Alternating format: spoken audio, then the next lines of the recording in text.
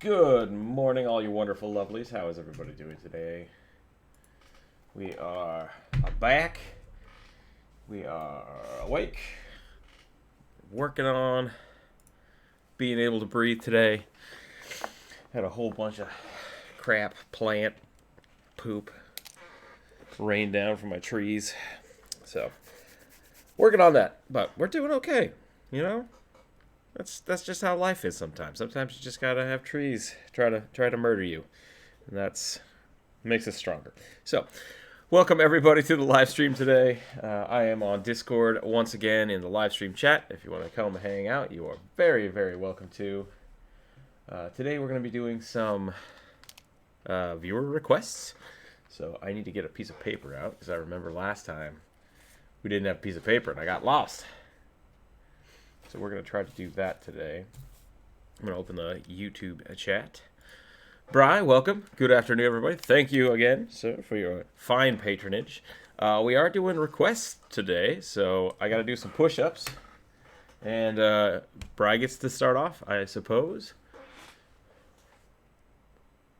Pre-broadcast Rook screen. Yes, I did. I started a new screen. I think I'm going to try to get some audio for those. So we have a little like musical intro every morning. I think that would be a lot of fun. You fine interneter. Yeah, I'm trying to find a good word too. I think we need to find, what do we call people who follow the Rookzer0 channel? Like, I don't know if we have a huge group, but lovelies, I think, is what Philip DeFranco says. Philip DeFranco? Philip DeFranco? Yeah. No, he says you beautiful bastards. Oh, I can't say that. First minute. We gotta not say bad things. But he does it. He's cool. But I don't think he gets his money from YouTube. Loveliest Game Grumps? That would make sense, because I watch way too much Game Grumps. Oh, man. That's another person I have to invite onto the show. Hey, Dan, you want to come draw with us? If you do, that would be awesome. I think Aaron would probably be more willing to draw with us, but I don't know, it'd be fun to have Dan on the show. Okay. Boo! Here we go. All right, Brian, what's our first sketch up for the day?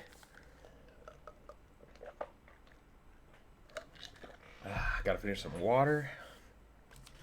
I need a good pen. I need a good pen today so I can write stuff down.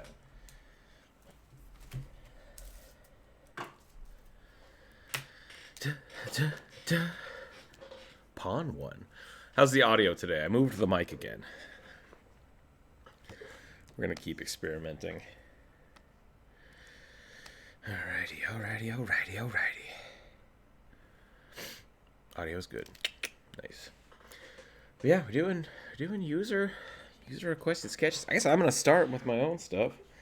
I'm gonna draw a tiny elf girl that throws knives at people, because that's my jam. That's my jam right now.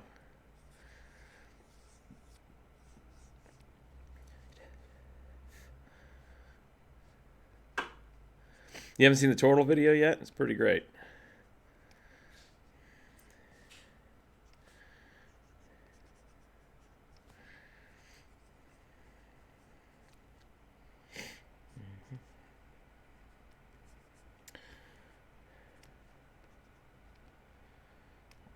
Dragon Turtle's like a legit thing, I think. You could definitely build out one like that. Yeah. I think that's a good homebrew option.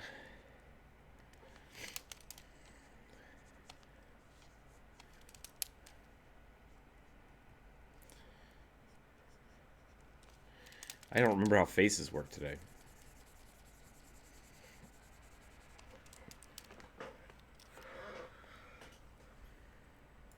Scalding water breath weapon. That's a cool idea.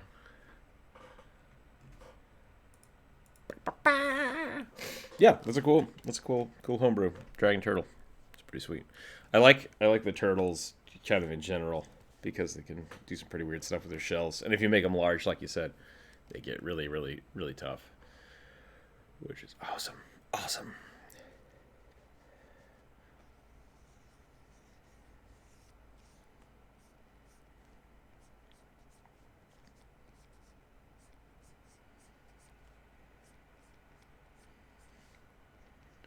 Yep. That's actually a legit strat, I think. Throwing shelled turtles at people. Uh, so- yeah, how are you gonna throw that? You're gonna need like a catapult to like launch a turtle into into battle. Cha-cha-chung! Ah!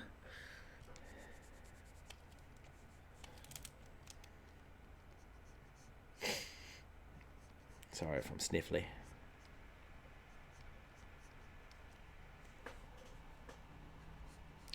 Yep, you're not the first to make an Oogway turtle. I definitely think Oogway is a good option for turtles.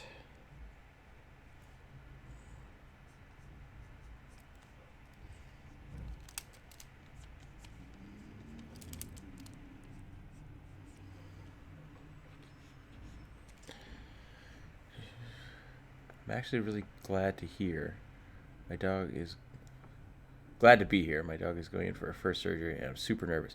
John, that is scary, and I hope your dog has no complications and is super healthy. Uh, but yeah, surgeries are always scary, especially when it comes to pets, because they can't tell you, you know, what's wrong, and that's always sucky. So I wish you the best. Hope you the best of luck, and I hope it all turns out. Let us know how that goes. Puppers are important. They need to be taken care of.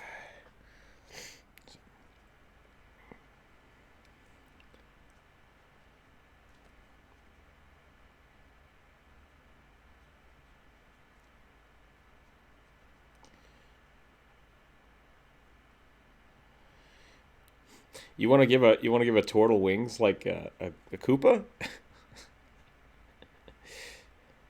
The flying turtle shells, you know, those are pretty great, pretty classic.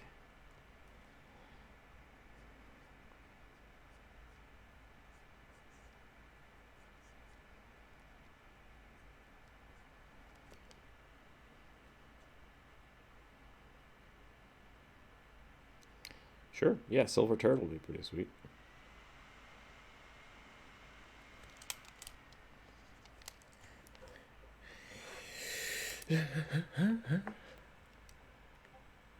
Serious, but she's old. I don't know if she's a chance of conquering her out for good.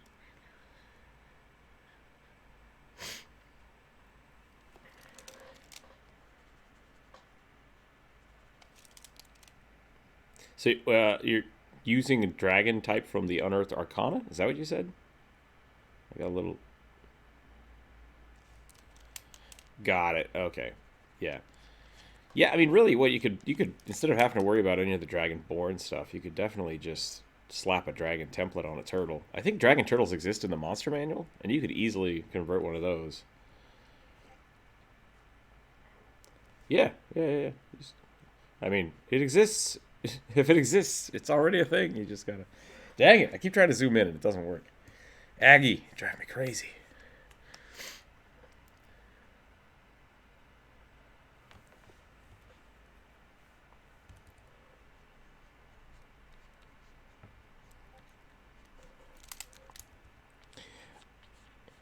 Yeah, if you're really interested in looking at making a race, I would instead of taking like a lot of people use the Dragonborn as a base, but I think the Dragonborn are actually a little oddly balanced.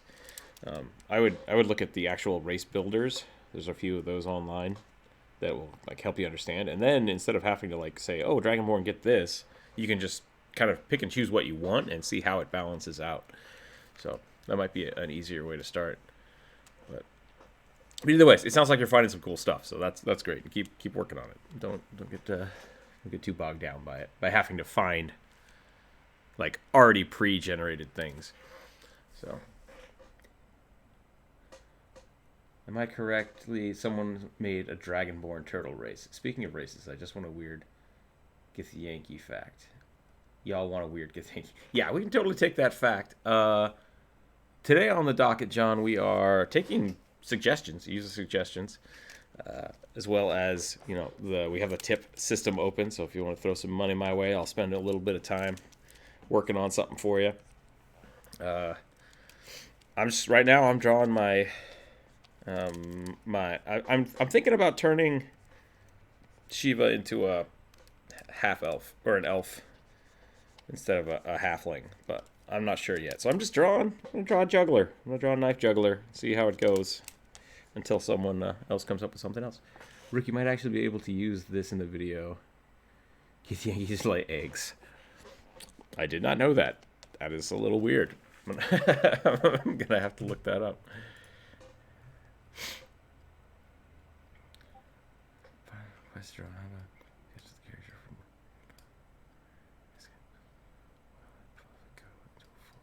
Thanks. We could do that, I suppose. Product placement. I mean, if you want to do like a portrait of someone, we could try that. I'm not really great at portraits. That's something I need to work on, I think, in the future, is actually doing like portraits. That could be a whole video, though. Doing like actual realism into a D&D game. Let's see what else we got going on. Have a barbarian group throw me like when I was turtle. I was the one posting the Dragon Turtle homebrew race on the Discord. Did you actually post the link? Is it like did you build it out?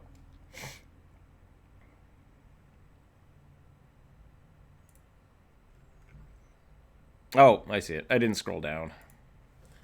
Dragon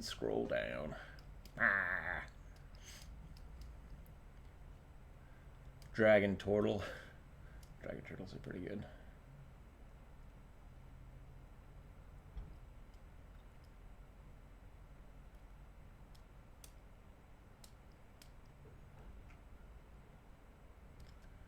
Breath weapon, shell defense, natural armor,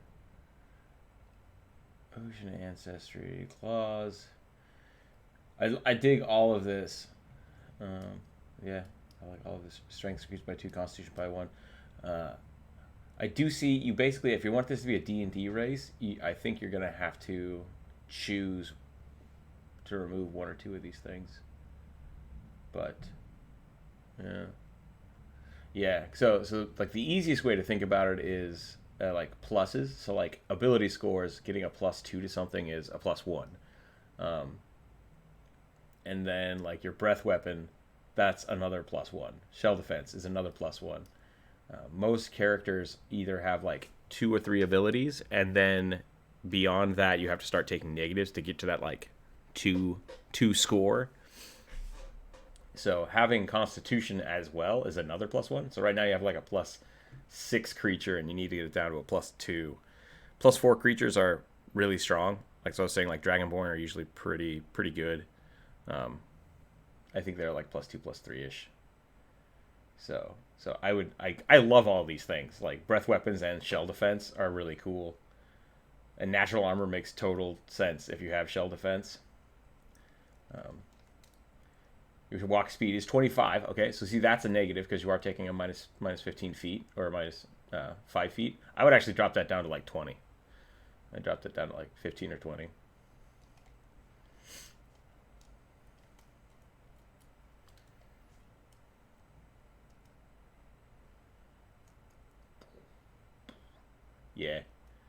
Yeah, I would look at that. I'd say this is probably pretty good, but I would say maybe Constitution, don't get the +1 to Constitution, or you get a +2 to Constitution and not your Strength.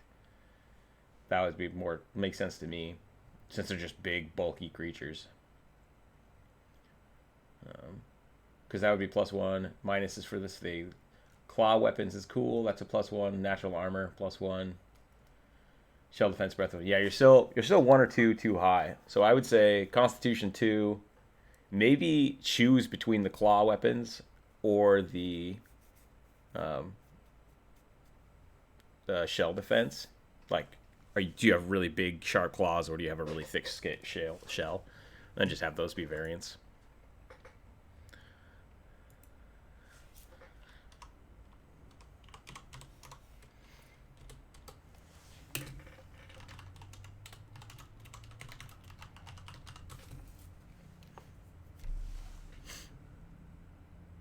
Yeah, so I mean, yeah, you could get rid of the claws then. Or the other thing, there's a lot of, just because of the way kind of D&D works, having any kind of claw attack beyond just a natural fist weapon, I think is pretty good.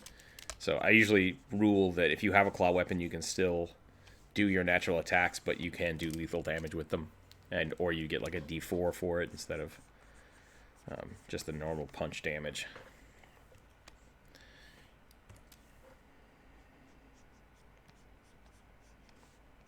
Okay. Gotcha. Good. Yeah, I think that's a good way to do it. That way it's not really like a full boon, but it is a nice little buff. It's better than normal. All right, so I think we're gonna do a human warlock next after I finish this little sketch up. I really want Shiva's hair to just be like bananas. Or to have like really curly hair. Which if I want curly hair, that's not how you draw that.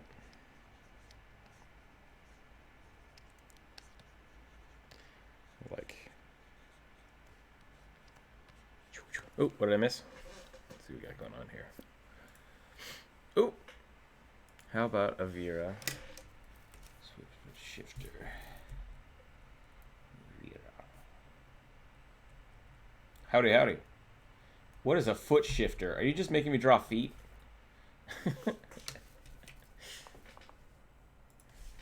Okay.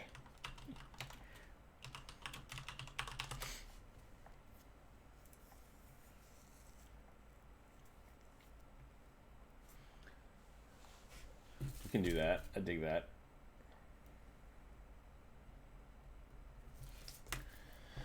Also, thank you, Not. I'm gonna do some muscly muscles real quick, and then we'll switch over to the bunny person.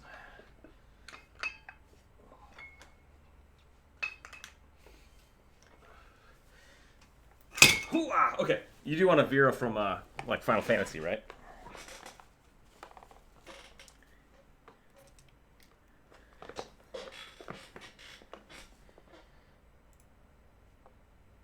Cool. I dig it. That is a cool idea. Yeah, we can do that. I like that. All right, here we go.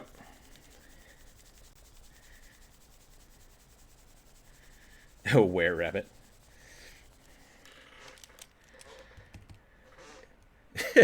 Welcome, Corvus. Someone just said wabbit for the were-rabbit. So, well, I mean, it was drow. Actually, really like the way they designed the Vera in 14.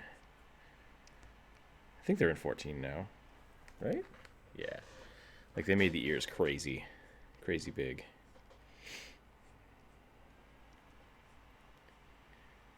Yeah, right. It's just, well, they're bunnies, you know. Bunnies have to be in lingerie at all times, or they can't jump.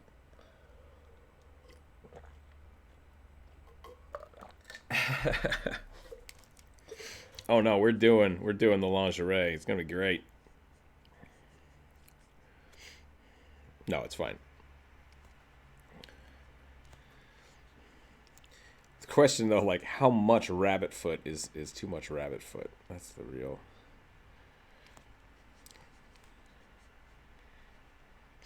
You don't want giant Bugs Bunny feet? Boop. And give him like a carrot sword. Well, I appreciate your support. Thank you very much.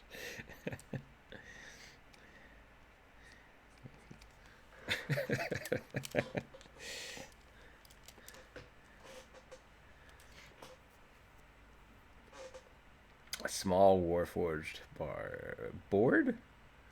Okay. It's dressed as a stuffed elephant. That's kind of cool. Yeah, a little robotic tiny elephant. We can write that down.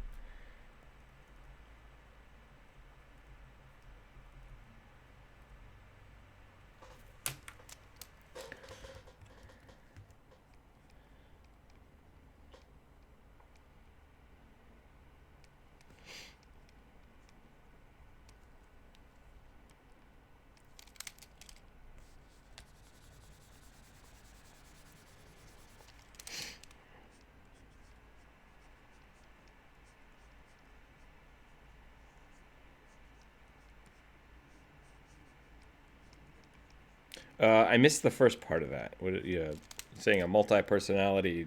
What was the changeling? Okay.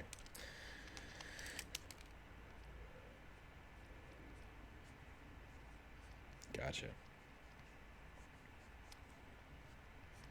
Changeling that when it switches actually switches to that person. That's kind of a neat idea. I think these legs are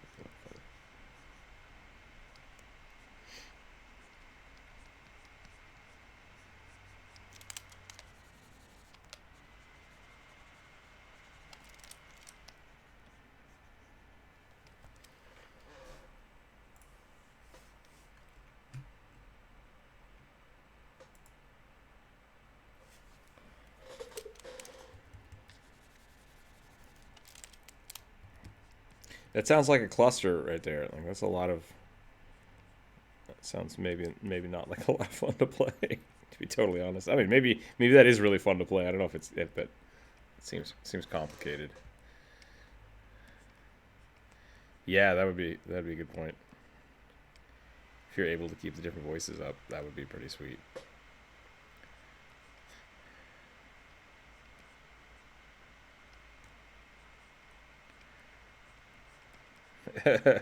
And now I am Daryl.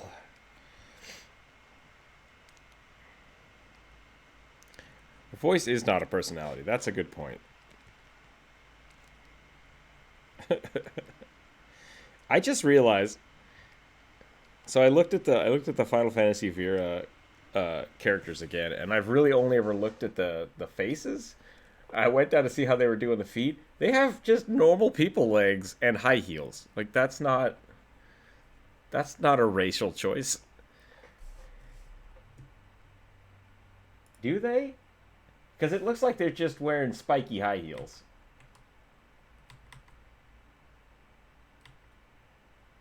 Maybe.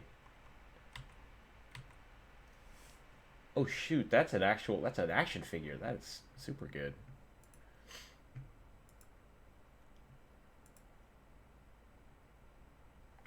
I dig this.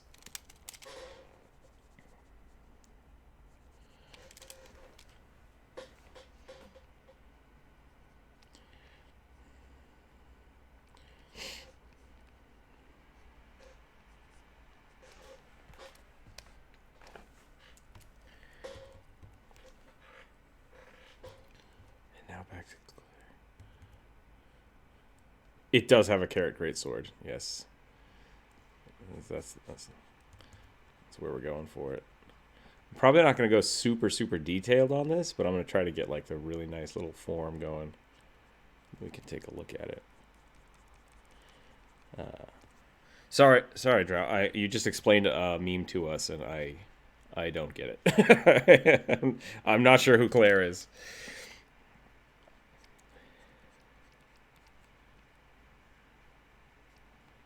Gotcha. Okay. Um,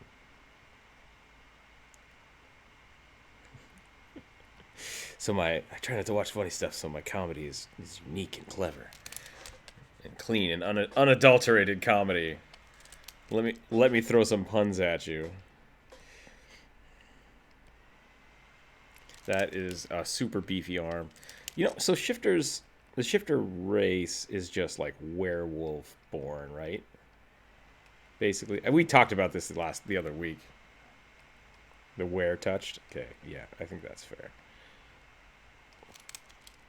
Yeah, I really like the shifter class for Pathfinder because it's basically like shifting, uh, beast shaping, but for chimera stuff, which is kind of cool.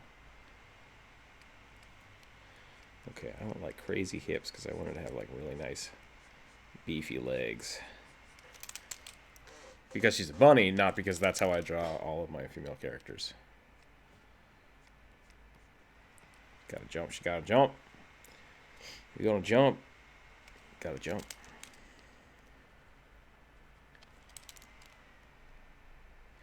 Yeah.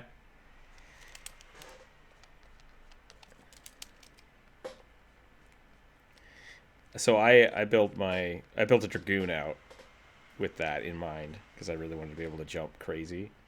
Uh, and yeah, there's some stuff like you take athletics and then you take charger, and then you have to homebrew a whole bunch of stuff to be able to, like, okay, so when I jump 70 feet in the air, it doesn't kill me. Also, I have to be I specifically picked the Eldritch Knight so that I could cast jump on myself. Yeah, super good. Just throwing out there, how about a blue bugbear barbarian or ranger? We always come back to the bugbears, and absolutely we'll put that on the list. Blue bugbear. I don't know if I'm going to get the blue, but we can figure something out. Blue bugbear. Barbarian. Burb. The barbarian bugbear. I feel like the carrot... Oh, actually, now I'm thinking about it. Riven. Is it Riven? Raven? Riven? League of Legends character that has a giant greatsword. One of her Easter costumes was a bunny with a greatsword. Or a great carrot, I guess. Isn't every bugbear at least some part barbarian? That's a fair point, you know? I still have yet to play my my mage bugbear. But I always imagine him just like getting really angry and then slapping people with fireballs at close range. They do have these weird little toes. You know, rabbits' feet are terrifying. I don't know if any of you have ever seen a rabbit up close. Yeah. Rabbits are just kind of creepy things in general. They're like tiny horses. I'm not a fan of it.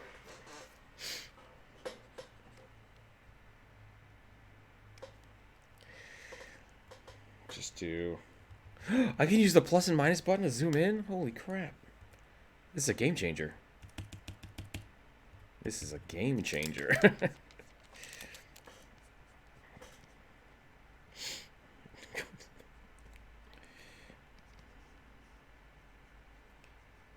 Get some angry bunny eyes in here. Yeah, yeah. Oh, that's not sexy at all. That's the opposite of what I wanted.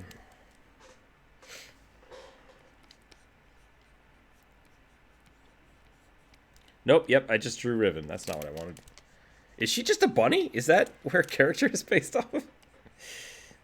Is she just based off of the Vanra from Final Fantasy? Oh, man, I gotta figure this out now.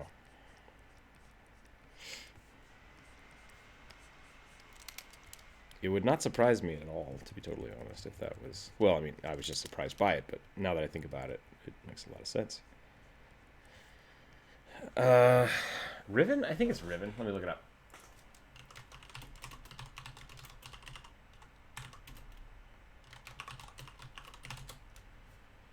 Yep, here you go.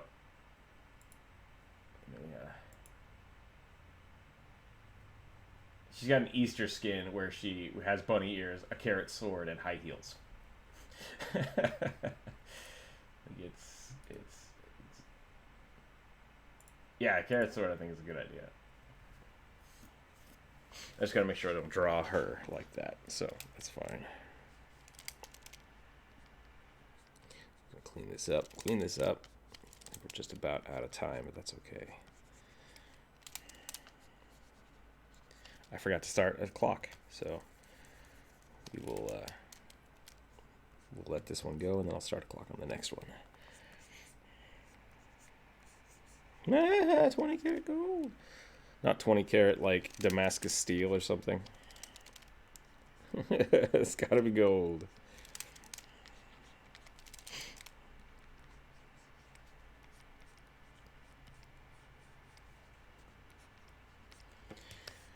We're gonna do some shorts. We're gonna do like a onesie here, like a big old belt. Cause you gotta have a big old belt.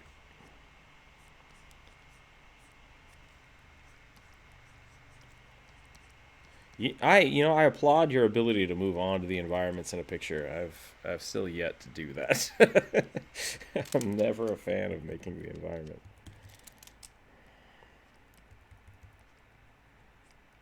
Yeah, that makes sense. Once you reach a certain point, it's like, oh, yep, I gotta actually finish. That's not cool. I am struggling so hard with the next video, and I don't know why. I got the script written up, and I have to record it tonight. And I'm like 90% done with the line art. And it's just like, why am I struggling with this? I just keep redoing it over and over again. So, yeah, restarted it a few times, but I'm happy with some of it, and some of it's just like, why did I do it that way? It's kind of garbage. So, wow, that really pixels. Seem lazy and learn magic power.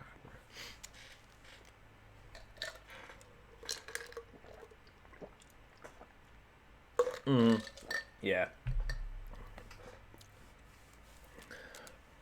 Yep, I agree. And I'm gonna try my best to get the video out tomorrow. Like, I'm hoping tomorrow morning, but I'm gonna try to give myself that deadline. So it's gotta get done. Yeah, don't hold me to it, but I'm gonna try my best. And Bry's asking, would he be a sorcerer, the bugbear? Because they're just too lazy to learn magic proper. I agree. I think there would be a huge carrot be better than the great club or than a sword? You know, that's a good point. It could be a carrot great club, but the great sword is pretty good too. I think bugbears could learn magic, but it's one of those things that, like, they're super lazy, and maybe they only have a handful of spells, or they learn spells that help them be lazy. That's the other thing I'm thinking about. Like Ant Hall or Sleep or Suggestion. I'm tired of making fires every day. I'm going to have a spell that does that for me.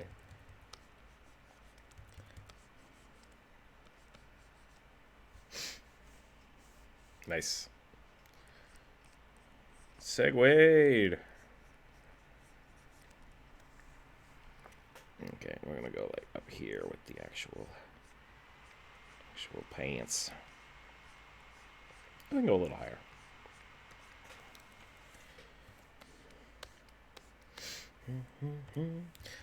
You know what? There's no spandex in. There's no spandex in. There's no spandex in D&D. Could have tight leather, I suppose. You could do with the leather. Ooh, spider silk. That's true. But we said no lingerie, so I'm not going to put silk trousers on her. So we'll come back to it. Actually, I kind of like that idea, though. Give her like a big silk scarf or something.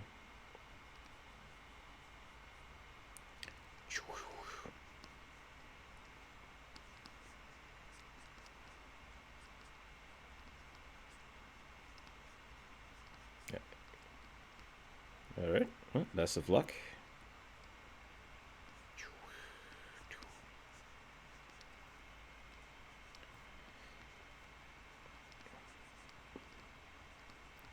Drow Noble was fun.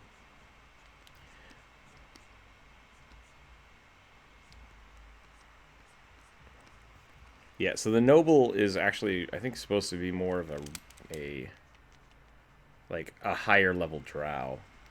Is usually how I look at it. Like you're taking racial levels into it. Okay, we gotta get this sword, and then I gotta switch. I gotta switch to the next thing.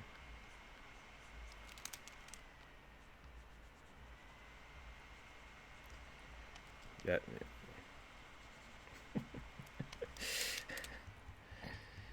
Let's just. Ooh, switching colors. Okay. All right, you know what? I'm gonna do this. I'm gonna have a hand guard, and then just make it a giant carrot sword. That's what I'm gonna do. Doop. Put some flue feathers on here, like that. No detail at all. Just shapes. Put some bangles on there because I didn't draw the wrist properly. We'll cover up the sword with some carrot junk.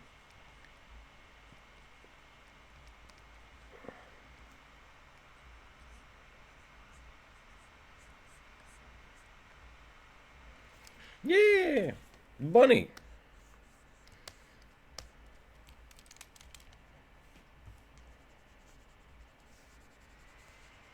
I would look at 3.5 or Pathfinder if you really want to make a cool drow.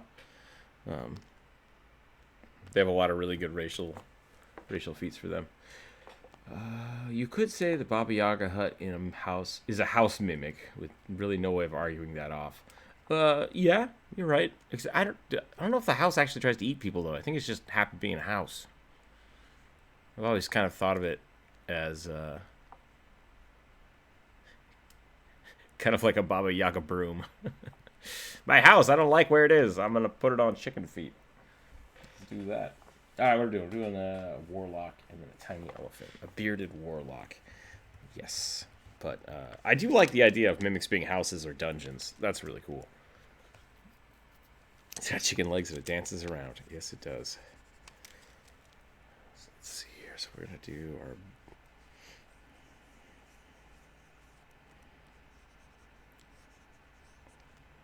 Gotta get the beard face in here.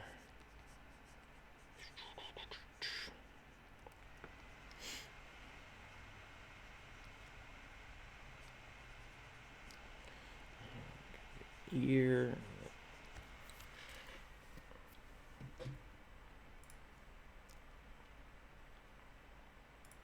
It's such good head shape. I like it. Okay. Instead of doing a circle, we're gonna do. Let's try this again.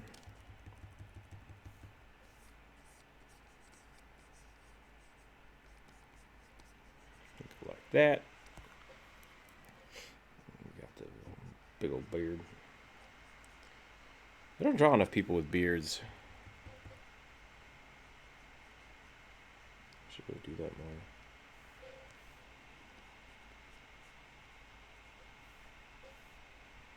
Two big guys here.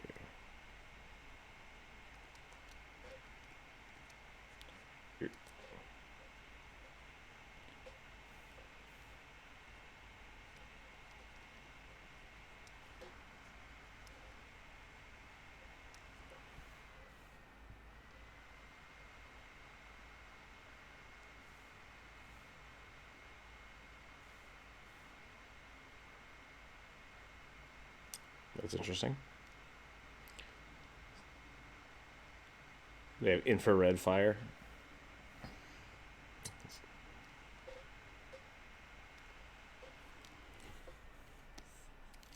That is how. So dark vision is supposed to be basically infrared vision. So.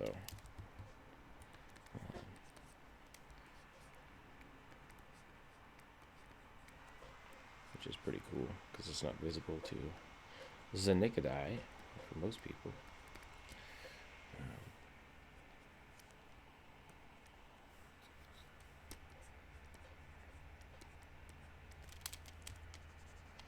Yeah, that's kind of where I was going with drows being, like a drow noble is really shouldn't be played as a player character. You should be a drow, and then you would take either feats or levels into being a noble, and that kind of balances out the magic of it. Mind you, drow are supposed to be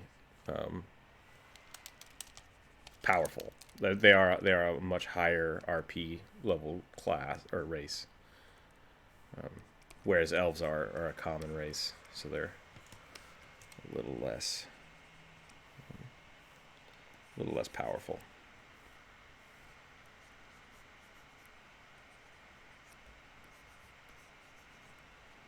Exactly. Yeah. In most situations, drows are supposed to be played as a monster race, so they have a lot of buffs.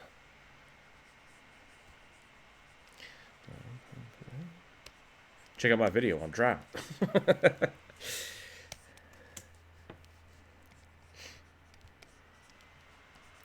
Okay. Now to warlock this guy up.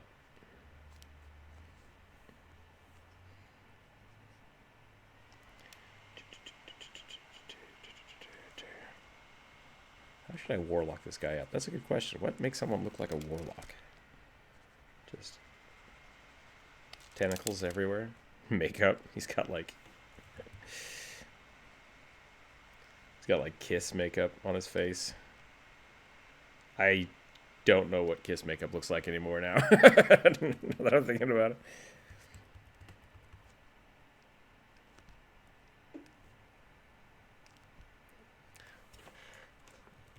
I think I turned him into a juggalo.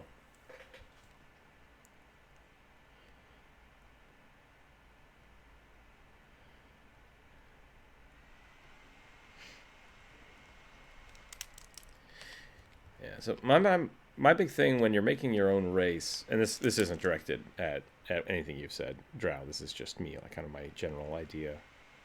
I feel like a lot of people basically see a bunch of really good stuff, and like I want all of those things mixed together. And it's like no, that's not how that works.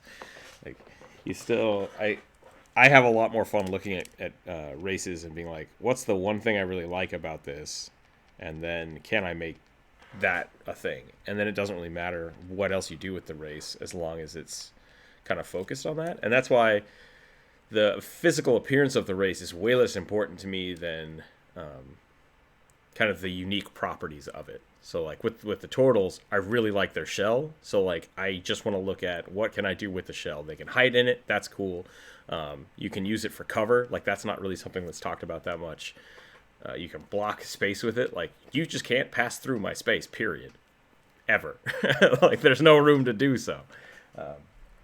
And so I like looking at those kind of mechanics when I'm looking at a character. But I think a lot of people really kind of get tripped up on like, oh, dragon have the breath weapon, but I want that, but I want to play something else. It's like, too bad. Like, like if you want the cool stuff from a dragonborn, be a dragonborn. I'm fine with people doing that though. Like it's just I kind of like the limitations sometimes. I like making people really choose. Like, is this really what you want, or do you just want something different, but you're worried about the look of it?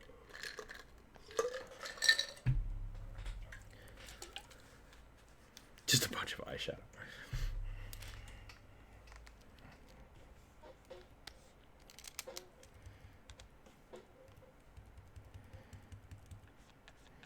I'd like a drow, but with none of their drawbacks, please.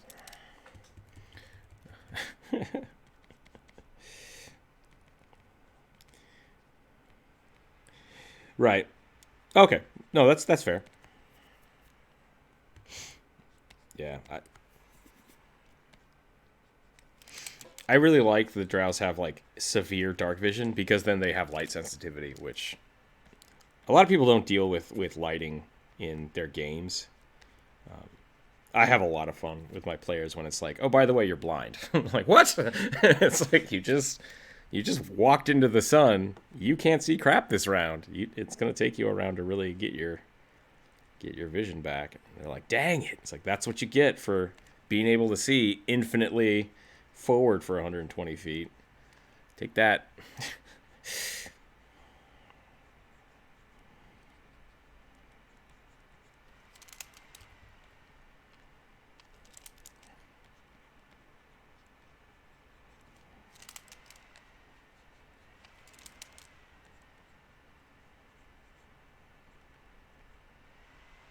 Well, yes, and that's written that way because it's not. It's meant for like humans have like a certain sight range that's not actually that super great, and then low light cuts it, whereas drow just have dark vision to 120 feet, which is like I think the longest vision range.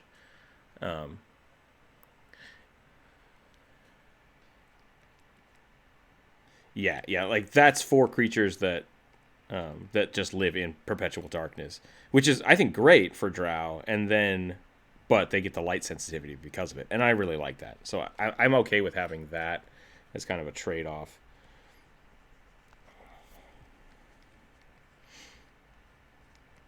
Yeah, light blindness is that's really kind of I guess where my mindset is anyways for the dark vision. So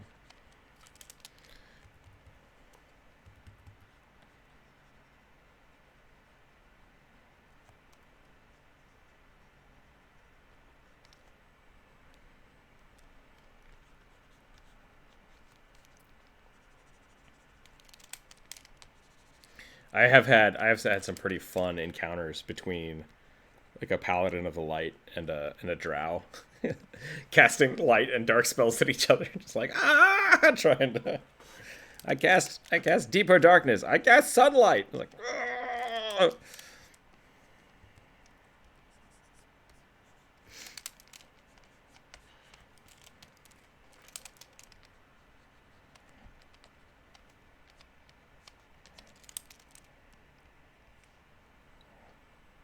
Summon campfire. Yeah, like that's a legit. I think that's a legit strategy. That's the thing I like about drawbacks is it makes a lot of the really kind of less than useful seeming spells actually have some purpose.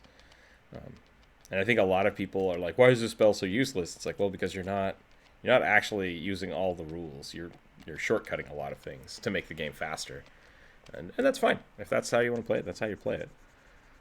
But like, make whole, mend are great spells that no one ever uses because usually people don't degrade armor and weapons and have things get broken during combat. Whatever. Man, I'm drawing like Angry Santa right now. I'm not sure what's going on. I'm just half sketching, half painting.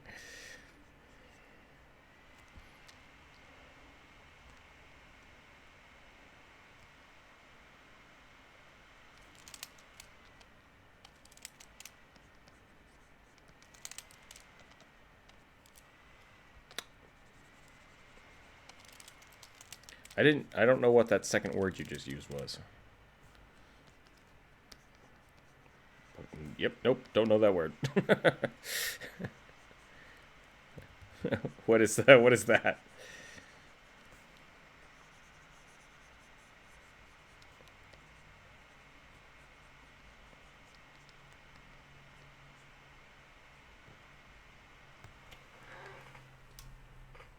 You just want to be Dark Vision? I'd like to play Dark Vision.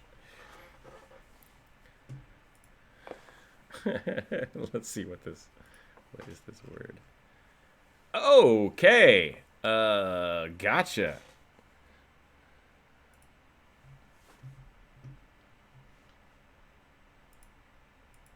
Oh, I know what these are. I like if you go to that wiki page that you linked and you go to second edition, they basically look like chihuahuas with crabs on their backs.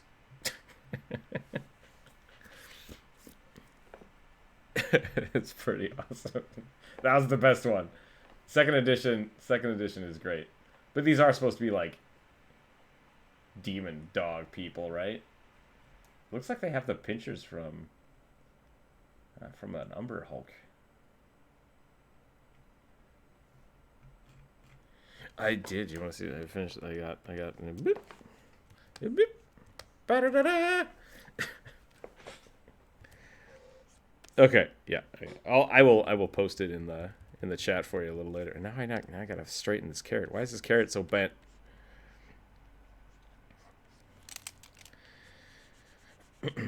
This ain't no wobbly carrot from the supermarket. This is a man. I'm one of those people that buy like the huge bag of carrots and then make stew and stuff for a month and then forget that I have them. And so then I'll all of a sudden find like a half bag of wobbly carrots in my fridge, and it's just like, oh dang. I really wanted to eat those. Yeah, I was like, I don't need to do this.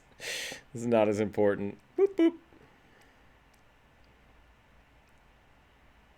Hey!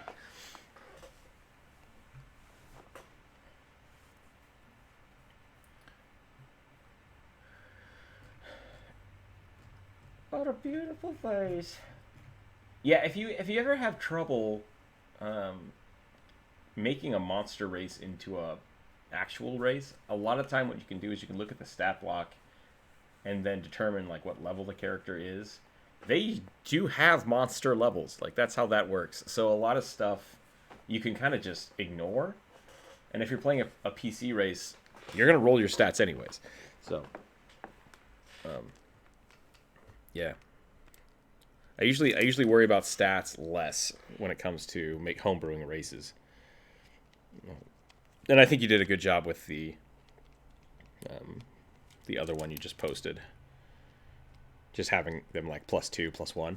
Great. Yeah, don't worry about them being super crazy because it's going to be individually different.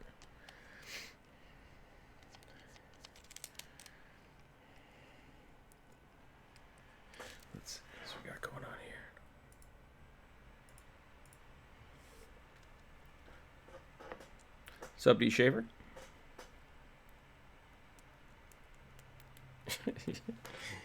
Is Santa a warlock? We're just gonna... I think we've talked about this before. Or is Santa a patron that his elves are all warlocks too?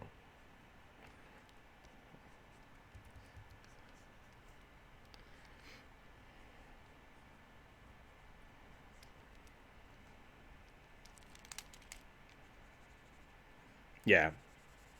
I think that's just part of them being outsiders, to be totally honest.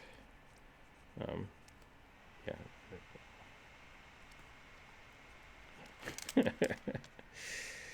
Man, I'm gonna date myself again, but like Buffy the Vampire Slayer blowing up a demon with a rocket launcher, super good.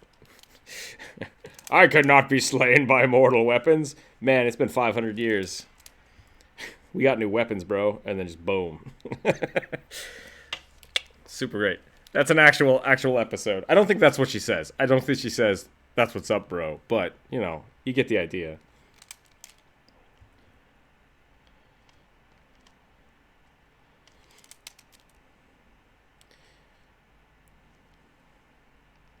Isn't that one of the weird urban myths? Is that World War II was actually an excuse to nuke Godzilla or something? I think that's one of those weird conspiracy theories that are out there. Yeah.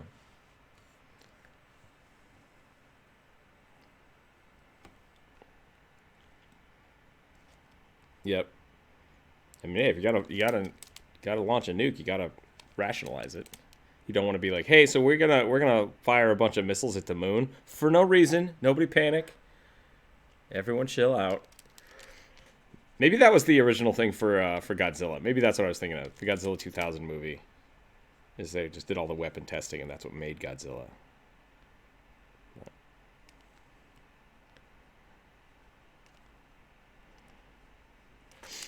Oh man, you know what I just realized? You could totally make a warlock based off of Bayonetta. just have like a hair lock. Just Bayonetta could be your patron, and then she'd just give you crazy hair powers.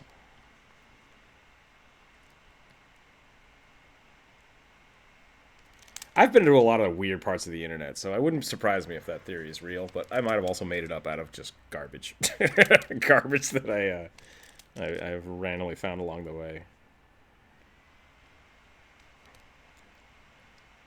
Yeah, it sounds.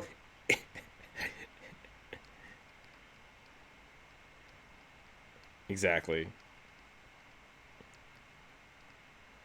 There's definitely people out there that just will come up with anything to deny. Like, no, the real story is that humans are kind of shitty people. That's it at the end of the day. No. Godzilla totally exists. Like, all right, man. Do what you got to do. So, Santa Claus though.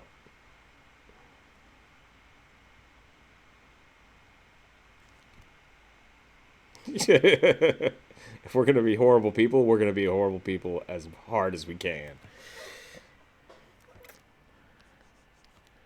Yeah, exactly. I get your point.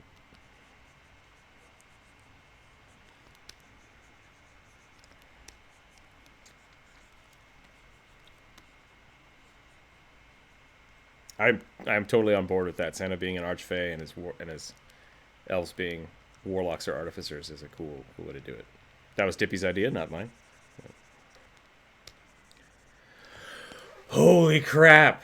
Yes, all of the kids are the warlocks for Santa. I didn't think about this. They have to follow their codes. We've cracked this wide open. Every kid is a warlock to the Fey Santa. Or maybe it's backwards. Maybe Santa's the deity.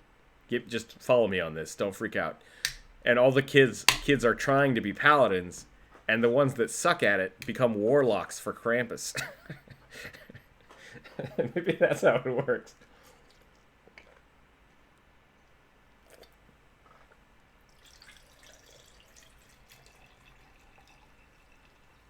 But that's the code. is like, if you're really nice, Santa will grant you his boon and bring you a new bike. And if you're not, you lose all your powers and you get nothing.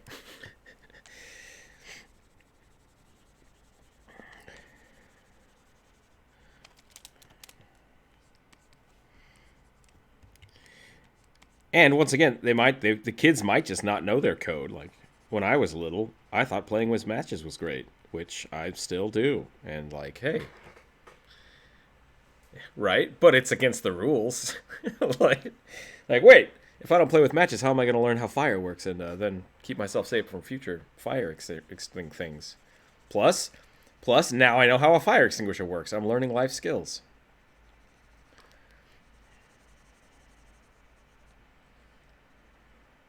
Yep.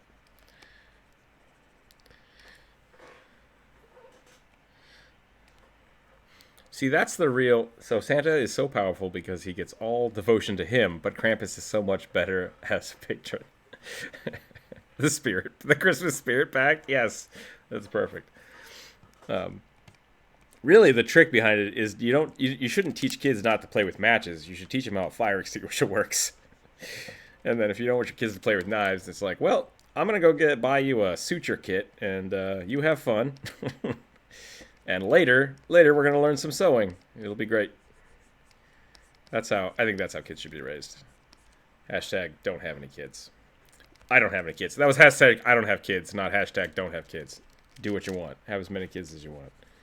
And can feasibly afford. This is not a lifestyle channel. Be responsible. That's the proper thing I was trying to say. Forget everything I said for the last like 10 minutes. Be responsible. Just rewind YouTube and plug your ears and just yell, be responsible a couple thousand times. Don't be a dick dad. That's a good one too. Okay, how can I make this more warlocky? Let's put I'll put like a pentagram over here.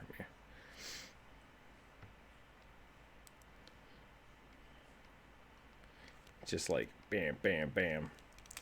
Are we making? Wasn't there like an '80s movie called Warlock? I don't remember now.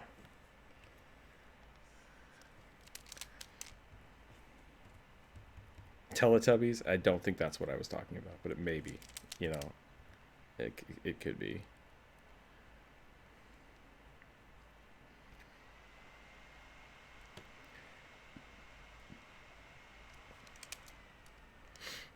They had crystals and they were using them to open a gate to hell. There we go.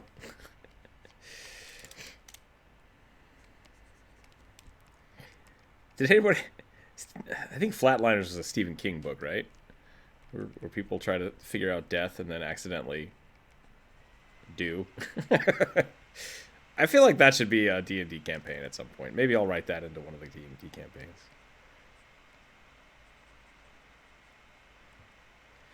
Yeah, like they're studying death, and they're like, the best way to study what happens after death is to kill each other, but in a controlled scientific way that we can bring each other back to life. And so they like took turns doing it, and then because they all saw death tries to kill them. I guess it's like a Final Destination situation going on. I could be totally wrong. I think that's what Flatliners was about, and I think it was a Stephen King movie. I kind of liked that idea that people like get a little too close to their deities or their demons doing rituals, and then they have to kind of not die from it. I think that should be a good campaign for D&D. But you'd have to convince a whole bunch of people to do dumb rituals at like level 1. But maybe that's the way to do it. Maybe that's the way to do it with warlocks. Like, you offer them something really good. There we go. And then make that the start of the campaign.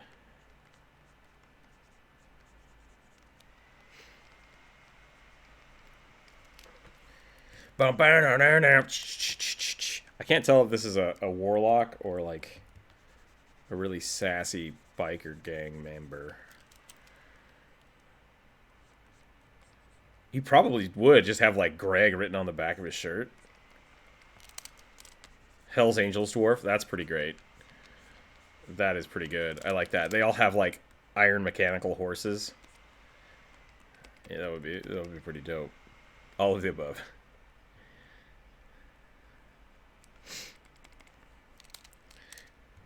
I kind of want to give him just one weird eyeball.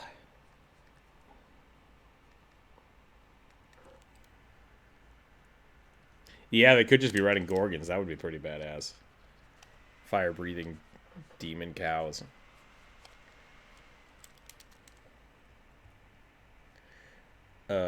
We've talked about that a little bit. The Gorgons in D&D are basically like fire-breathing mechanical bulls. They're not mechanical, though. They're just metal. They're just weird metal bulls. Yeah, their breath weapons turn people to stone, among other things. And I think the idea was that when they were Andreas, I think, talked about this, that they basically mistranslated the word Gorgon to bull instead of... This is actually not D&D, but people had done this in the past, and D&D just kind of ran with it. Instead of making Medusa Gorgons, they just made the weird translated idea of this bull that turned people to stone. So, kind of a weird choice, but whatever.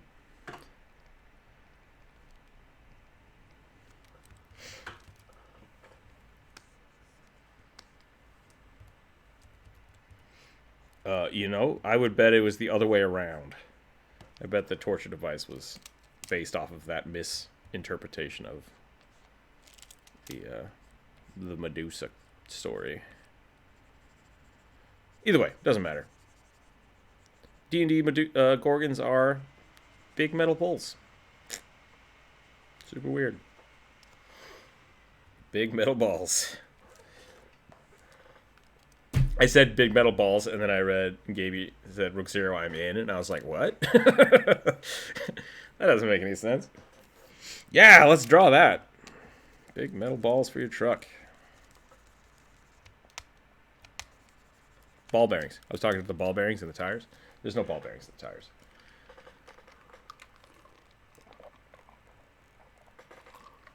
Okay, I think that is going to be our warlock. Tiny toy elephant. Tiny toy elephant. Yeah, hold on. I gotta put some runes in here. Boop, done.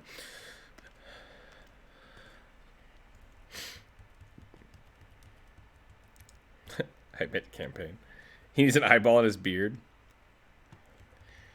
Oh man, what show was that? Now I'm just thinking about like really old. Not really old, just older horror movies. Too many weird eyeballs in places they're not supposed to be. I guess that would make sense if you gotta give it like really good eyelashes, since he's a hairlock.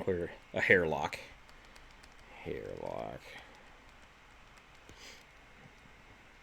So stupid. It's so stupid, yet it's a Nintendo game that was super popular. So don't judge me. She's in Super Smash Brothers. Can't argue it anymore.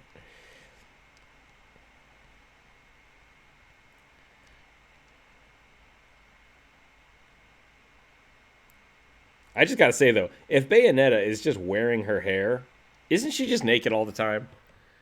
Like, your hair does not make you not naked.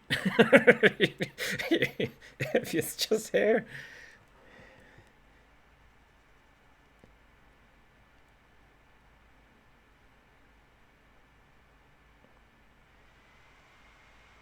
Super weird. Super weird, Nintendo. You went in a direction I wouldn't have expected.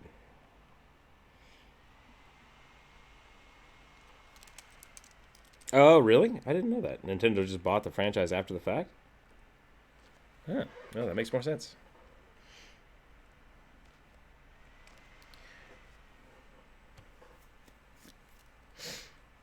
I'll give you back your eye if you become my servant. Okay.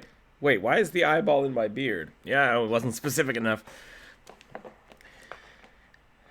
It's another beard mimic. They're spreading. I think we have done the beard mimic before, haven't we? Okay. What do we got? We got Tiny Toy Elephant. Warforged. Now the question is the Warforged an elephant Warforged? So like, is it gonna have mechanical trunk? Or is it a Warforged who's just like, man, my face, wearing an elephant costume? Yeah, like just a onesie. I like both of these ideas. I'm actually impressed I got that out that fast. That was crazy. Holy crap. That was really good. I'm warmed up. I'm warmed up today. Here we go. And then he's got like, he doesn't have a trunk. If I do it that way, maybe we'll give him like a little strapped on nose thing going on.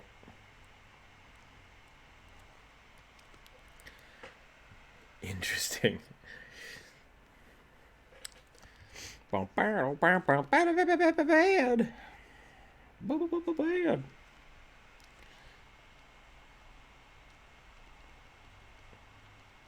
Megamind was surprisingly good. I did not expect that at all. I'm honestly not... I don't like the way they stylized the humans in that show. In Megamind. Like, I think Megamind looks really good. And then they made all of the people look really weird, which makes Megamind look more human. And it's just like... it's really, really screws with my head.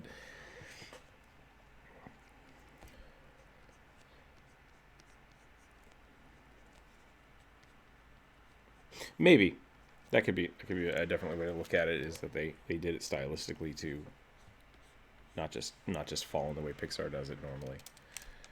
But yeah, I think they strategically tried to make the people look weird so that kids would accept Megamind looking strange. And I think for me, because I don't care that he had a big head, it just kind of made everybody look weird. It's like, why is everybody in this movie strange looking? And then, if that's the case, why is Megamind so looked down upon? Not cool, people.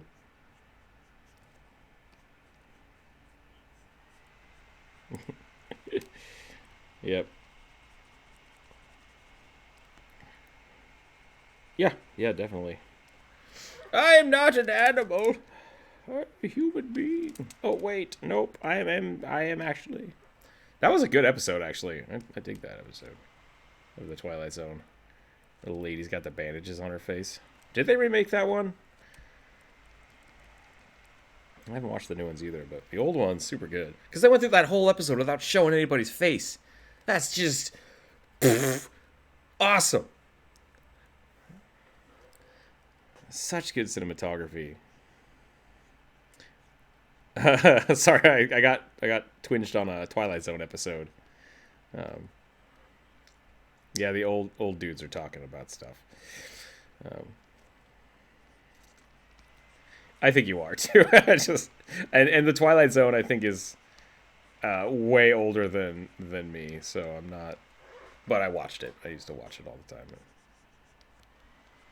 Probably not. I think that was.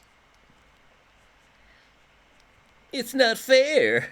I finally had time to read. It's not fair. You know what? I think that was from the Twilight Zone. Yep. Guy is pissed off because he never has time to read, and then the apocalypse happened and everybody dies except for him, and he's like, yes, and then he steps on his glasses and he's just like, no. It's super dumb. The Twilight Zone is just a lot of like, what if this happened?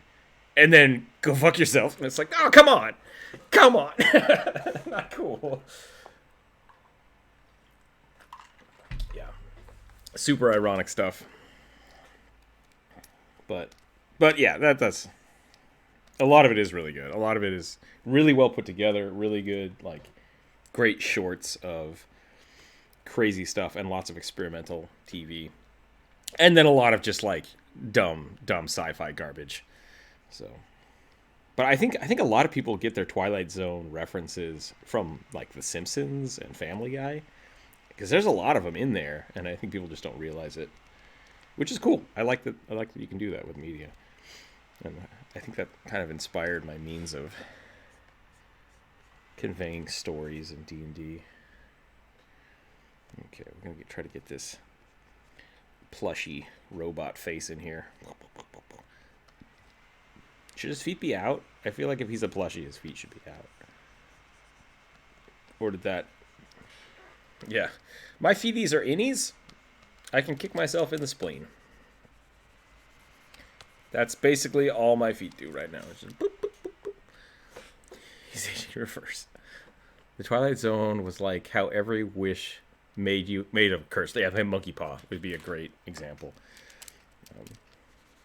There's basically no free rides without some kind of sacrifice. No, you know what? I'm gonna have him standing up. I think I like that pose better.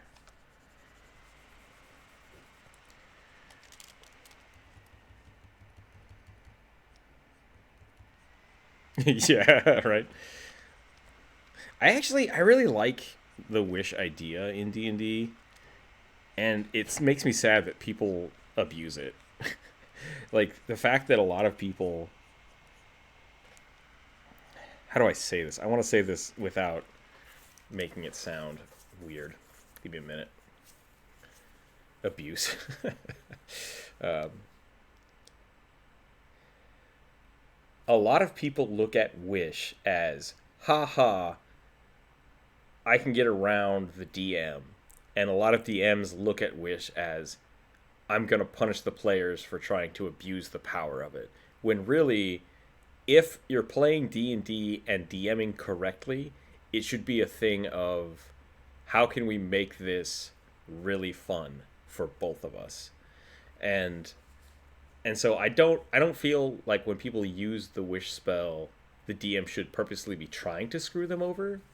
But I also think it should be thought of by the players as, there is a price to pay when I cast this. And as the DM, it's like, what the DM should be trying to figure out what price they are willing to pay to use it, instead of it definitely being like a trying to one up each other and trying to pull one over on the other person. So I think that can definitely be fun, but at the same time, it was purposely meant to be a very, very powerful spell that is game changing. Game changing shouldn't mean game breaking, and it shouldn't mean not having fun with it. So that's kind of my thought on the wish spell. I like people having the wish spell. I give people wishes all the time, and I feel like if the players are having fun and kind of understand how the game should be played to begin with, then they can make rational decisions for the wish spell, that it doesn't become this like battle between the players and the DMs. So that's just my stance on it.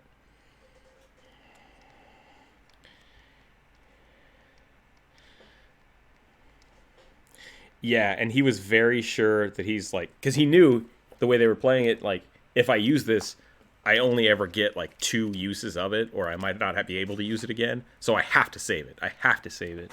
And he made his choices. Sam Riegel made his choices very, very carefully, and I really appreciate that, and I hope people see that. And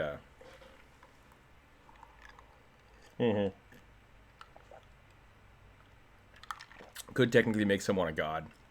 Yeah, and they need that cost to come from somewhere. Yeah, super, and I think that's fine. Like if a person's player character is like, my character wants power over everything else, I have a wish spell, I could just wish this. Instead of that being like, okay, I'm going to write something up so the DM can't fuck me over, it should be them looking at the DM and being like, I think my character would do this. You don't have to tell me what you're going to do, but here's what I want to do with it, and I hope it works out, and we're going to see if it's worth the risk, right? Like, it shouldn't be a like, I'm going to do this, and if you fuck me over, I'm going to be really mad. I'm cussing today a lot. That's weird. I'm going to be really mad at you. Right? It shouldn't be a game destroying or like friendship destroying thing. But it has been in the past. I have seen that happen. Exactly.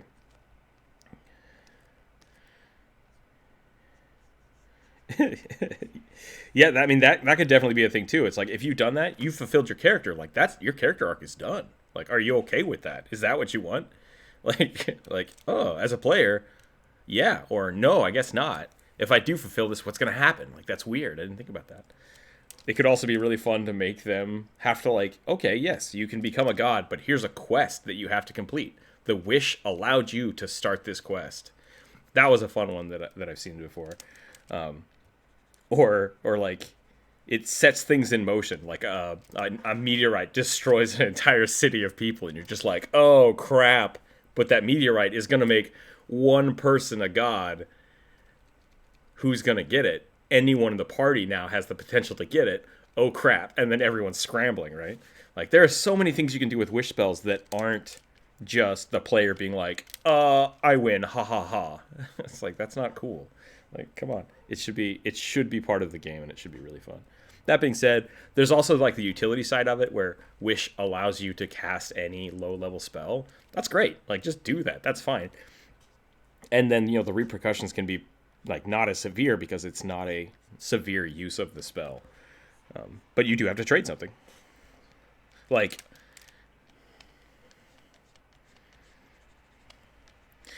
exactly. Yeah. I've done things like that, and I've done things where if someone is, I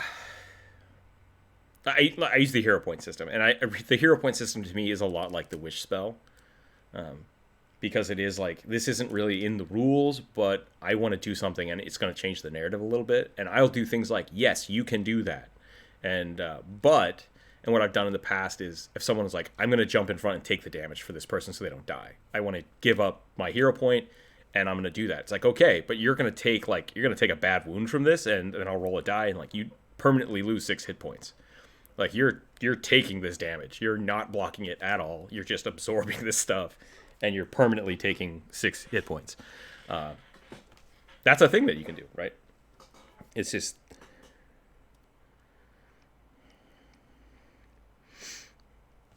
usually I do, yeah.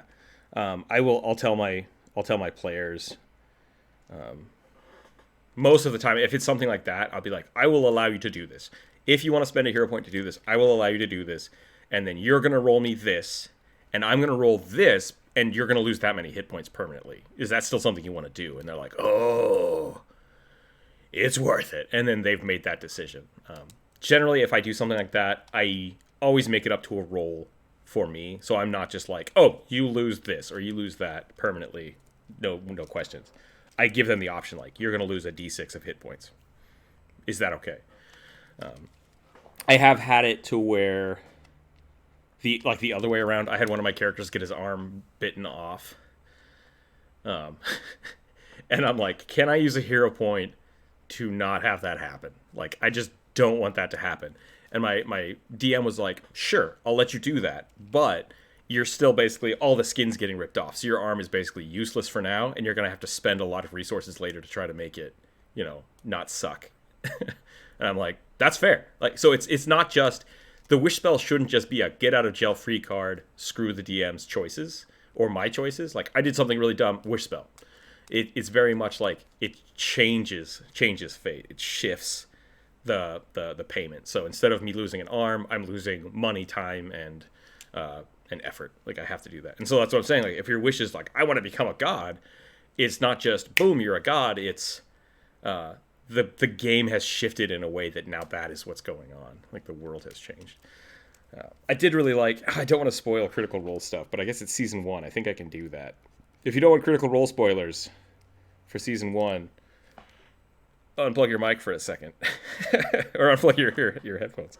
I really thought it was funny when, with Grog's deck of cards, the guy just, like, gets them and makes his wish. That was the funniest moment to me, because I feel like everybody at the table realized what happened, except for Travis. And he's just like, what's going on? And it's like, oh, man. Yeah, the guy in the alley. And, like, we don't see the repercussions of it. We don't know what happens. He's just like, makes a really simple wish. I wish it was the king of the whatever, or the duke of whatever. And it's just like, okay. And I feel like the repercussion was for Grog. Grog lost that wish, right?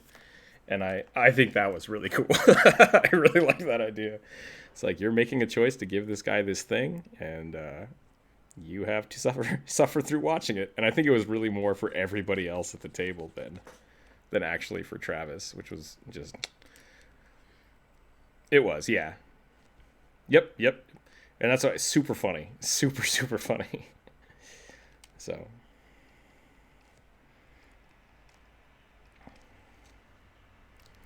Yep. Yeah, exactly.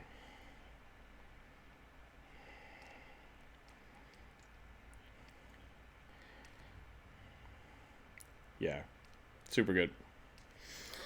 You can always see them in Matt's head too. Matthew Mercer's head whenever the players do something and he has to like stop, and you just see his eyes kind of go cross-eyed for a second. He's like, okay, I got it. He's super fast and super quick on his toes, which is great. Which I think he has a really good idea of how his characters are going to play, and so in the back of his mind, he's always got these things could happen, and I'm prepared for most of them, and I can kind of work it around. Nixolotl, female hobgoblin artificer. Cool idea. I'm gonna write that down. Female hobgoblin.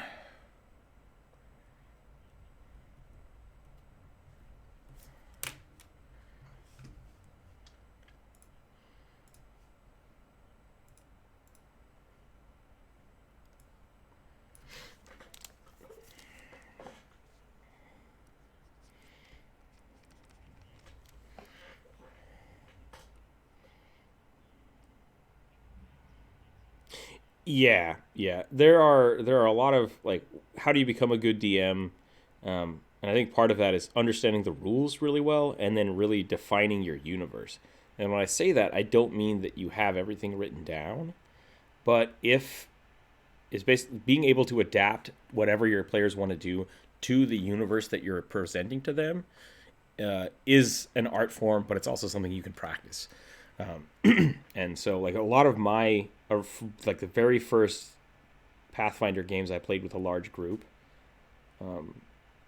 were basically just random homebrewed ideas of one of my friends, and we only had one book at the time. We had one player's guide or whatever it was. So basically, everything he did, he just like, yeah, I'm gonna do this. You're gonna do that. Okay, I'm gonna give you this bonus. You roll the dice, and we went with it. We're like, okay, you have absolute power here. We're letting you roll. And then as we kept buying books and playing, we're like, man, we do this way wrong. All of this stuff is wrong. And he's like, yeah, I don't actually know a lot of the rules, but I'm keeping it consistent. And I'm writing things down as we go. That's important. And so really being able to present it and share it and be confident about it is I think the most important part. And Matt is super good at that. He doesn't freak out. He's like, okay, he takes his time, he thinks, and then he builds and he says, great, let's do it. Let's do it this way. And I love it. He's a great guy to watch.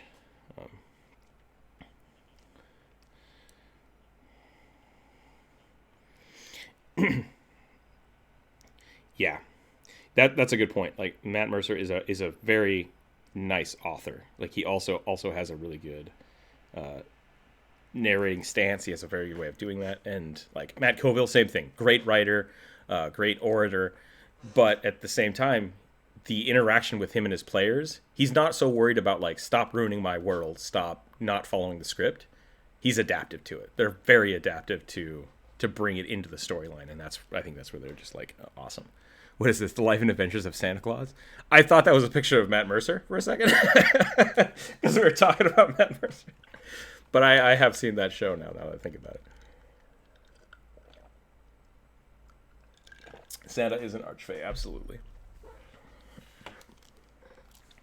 Could you draw an oxalotl, please? Yeah, we can do an oxalotl, just a random oxalotl. It's super good. Oxalotls. My lungs are on the side of my head.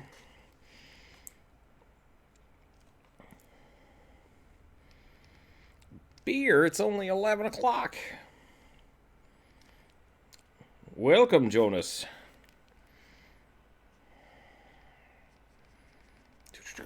Okay, stuffed elephant what are we calling this thing? For those of you joining late, today we're doing the user suggested drawings, and we're talking about weird old movies and Santa Claus, like most days. So yeah, that was the tiny toy elephant warforged thing.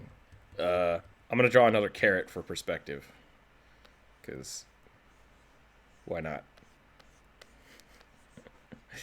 That is the worst carrot I think I've ever drawn. Yeah. Just making a radish. Like, it's a radish. Actually, that does look better like a turnip or a radish. So, touche. Touche. I'm going to get this out of here.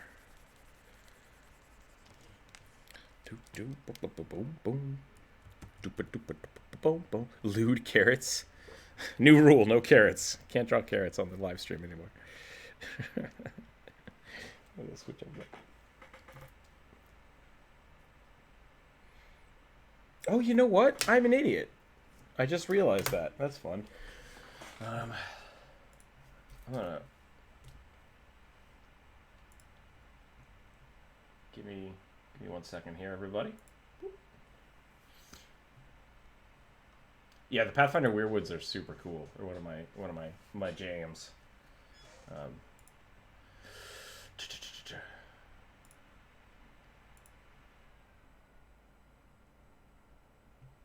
Bum bum bum bum bum bum bum bum bum bum bum.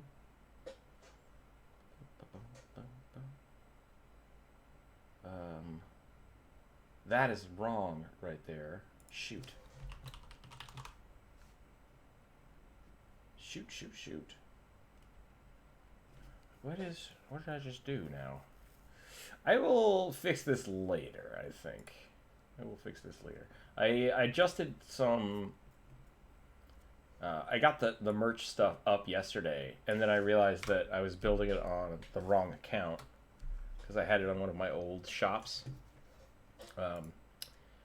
And so I deleted it. I had to delete the whole shop and start over. So that's up, but I have the wrong link set up, and I was going to put some other information in the details, but I've lost it. So whatever. We'll do that later. Don't worry about it. We're going to draw a blue bugbear barbarian now. Jonas, you're back in time to draw a bugbear. A bugbear barbarian. A bugbarian, yep, exactly. I'm going to draw it with blue. But yeah, so sorry. Welcome back, everybody. It's been a little while. We've been going we're actually pretty close to noon. I might hang around a little longer today. I'm not sure. We'll find out. Let's do that. I'm gonna draw this, a female hobgoblin, artificer, and an oxalotl, and then we'll call it a day after that. This is gonna take 5 hours to do exactly. But yes, we'll do that, and then we'll call it a day. I do have the merch stuff up. I will post a link to that in the promotion page a little later. I'm going to try to work on the video tonight as well. Blue bugbear barbarian, huh? We're going to do one of these. Yeah, I don't know how we're going to do it. I mean, it makes me think of, like, Beast from from X-Men. So maybe we'll give him, like, a little yellow Speedo.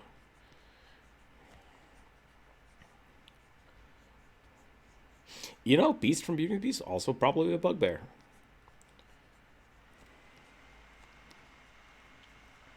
Bleh. Bleh.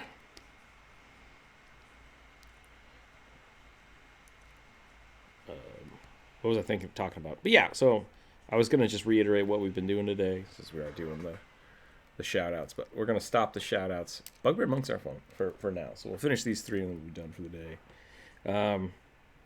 Yeah, we're going to do some more fun stuff. We'll try to get the merch things up and running. I am still trying to figure out the best place to sell shirts and stuff, because I've bought a few shirts from like Society 6, and I was not happy with the actual shirt feel. I didn't like the way the shirt felt.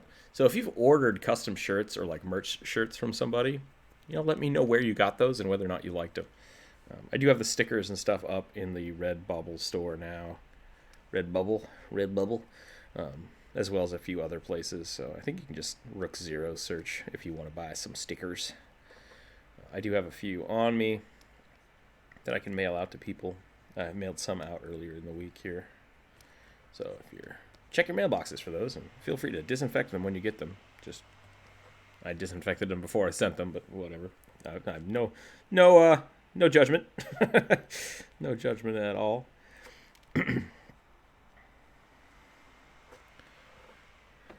Marine?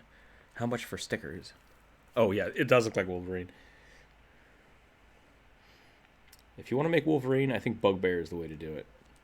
Just give him claws.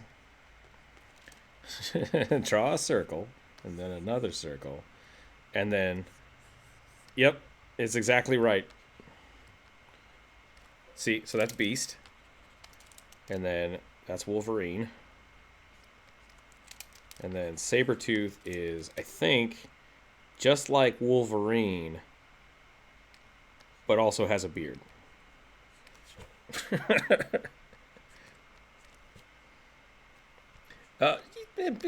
Yep. Wolverine the Kensai monk. You can totally do it. Totally do it.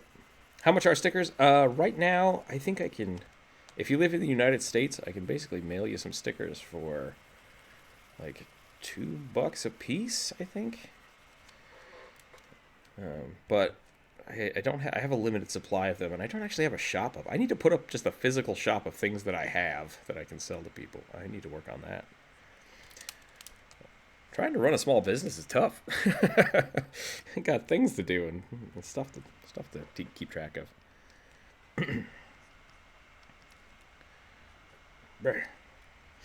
You know what? We're gonna just go. We're gonna keep on keeping on and just do some beefy thighs. It's a beefy thigh day. Beef day. Beefcake. Probably.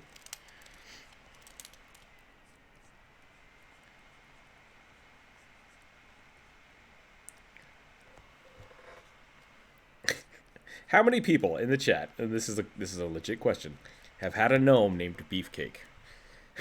Or known a player that played a gnome named Beefcake? Jonas is one, so we have one. Never. What? What do you mean never? There's one. There's two.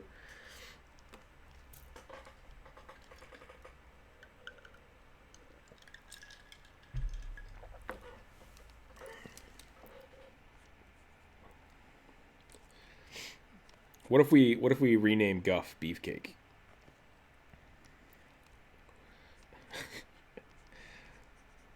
Beef Guff.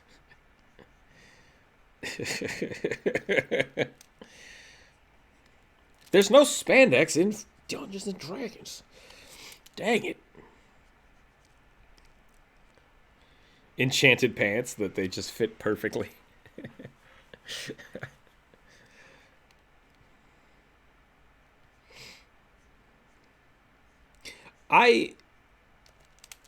I always homebrew that magical items just fit the wearer, regardless of...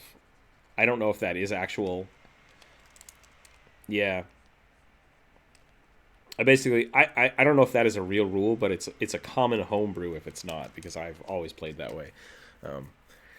Which, with what we're doing now with Guff, and this is just kind of for the future, since he's a Titan Mauler, as soon as he can use larger sized weapons, I'll basically let you find weapons that are, like, magical weapons can scale to that, is how I would normally play it, but I don't know if I will this time.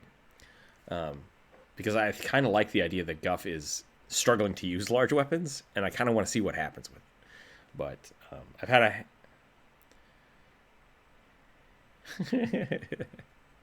That's the life. No, you guys should be pretty good. I think there's a lot of...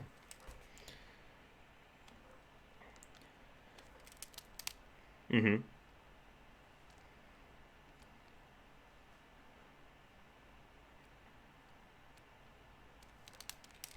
Wait, what? Someone did fan art of Guff? Where is this? Show me. Is it in the art? How did I miss this?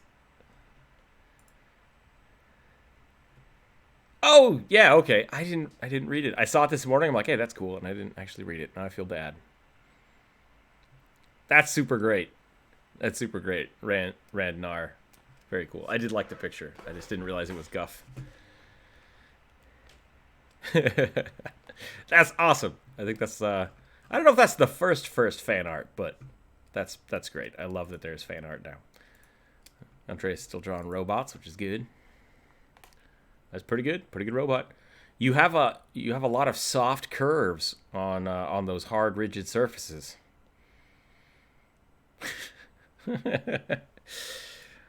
Rigid body art. It's fun.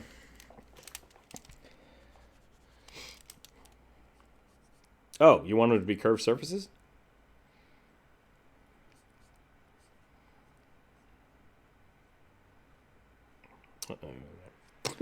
Gotta go. Time to call it today. No, uh, no, it's looking good. It's looking good. The Cobalt looks good. The robot looks good. I'm a big fan of the Gundams. Yeah. I've always said that attuning to an item makes the size adjust. Yeah, I think especially for like armor, I think armor would always fit.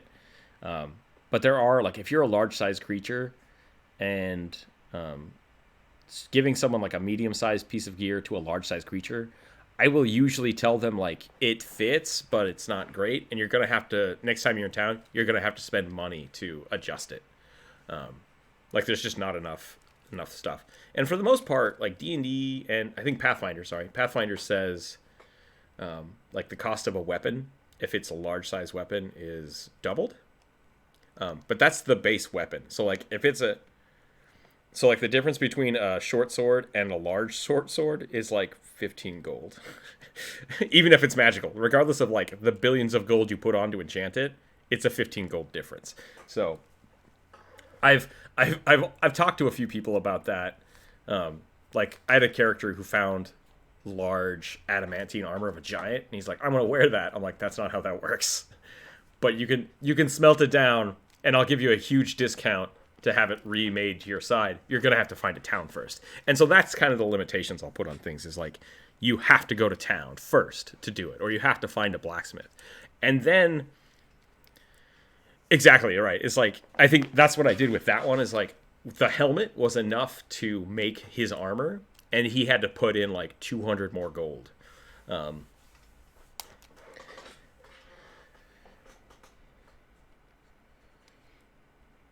Yeah.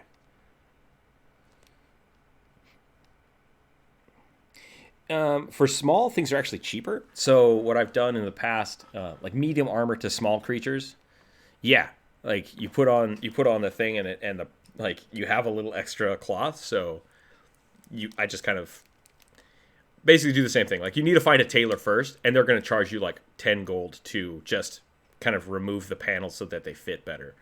Um,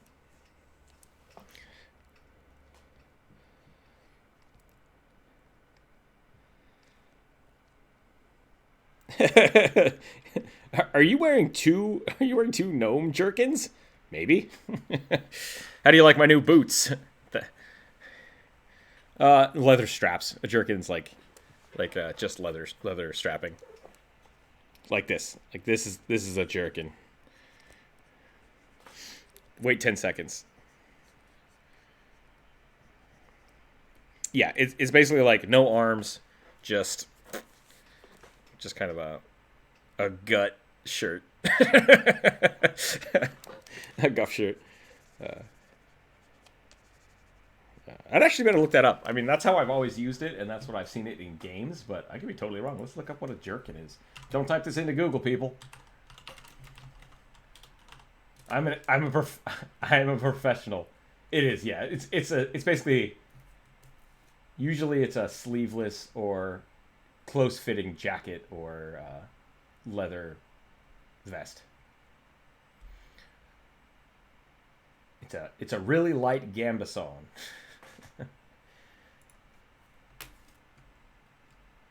But yeah. Okay, we got a bugbear.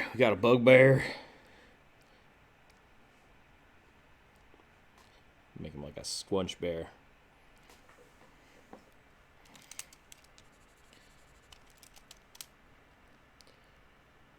Yeah, so I mean, it's really not a big thing. I just like people to think about it.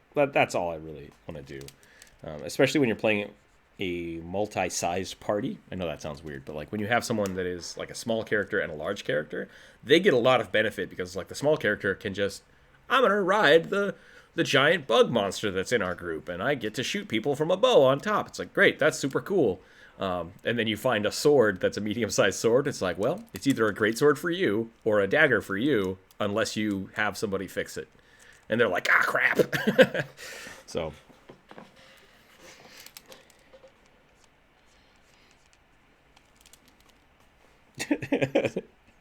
giant. Yeah. Like, what do you want me to do with this? You want me to spit it at them? I can wear this dagger as like a necklace.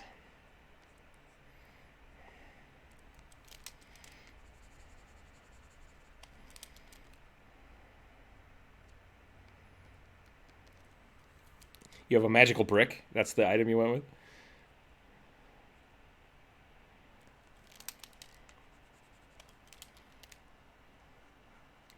That's pretty cool, like a portable blacksmith forge. That's a cool item. I like it. I like that it is a brick. I think that's pretty sweet too. Good homebrew. That's good homebrew right there. Nice job. I don't know why I'm giving this bugbear horns, but it feels right.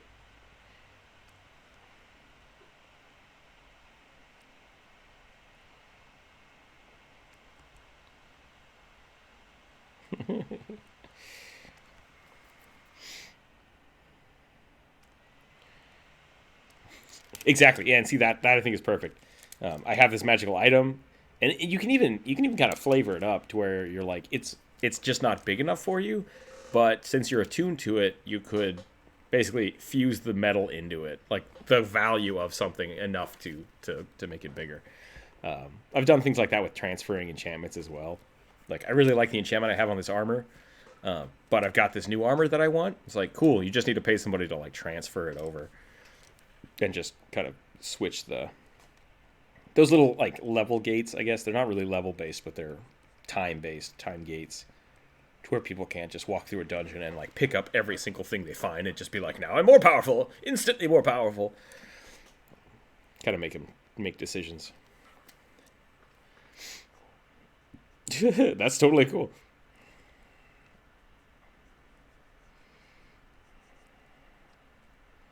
Yes, crafting characters are awesome. Metal proficiencies, that's interesting.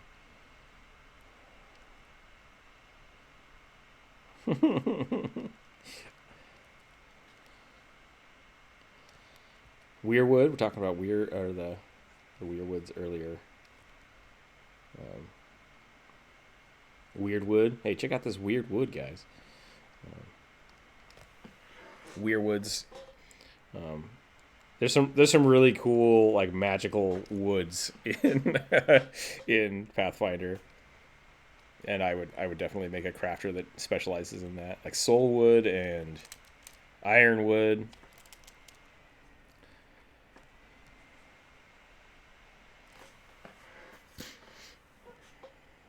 Yeah. You know, people can misunderstand this conversation all they want. That's totally fine. I expect it. I just typed jerkin into Google, so whatever. What is fantasy jerkin? What does fantasy jerkin mean? Oh no, that's not what I wanted. I was looking for a body cover. Oh, it's even worse. No. Great weapon fighter gnome uses short swords as two-handers. Yeah, exactly. The Titan Mauler build is pretty awesome. I like it. So. What was it in old school D&D? I think it was Titan Grip. That might have been World of Warcraft. I don't remember. Is that Warcraft? What was it? Because in Dark Alliance, the barbarian could dual wield two-handed weapons, which was awesome. Maybe I'm gonna have to think about it. Either way, look it up later. It's pretty good. We did our blue boy over here. I'm gonna give him some more studs. Studded leather pants.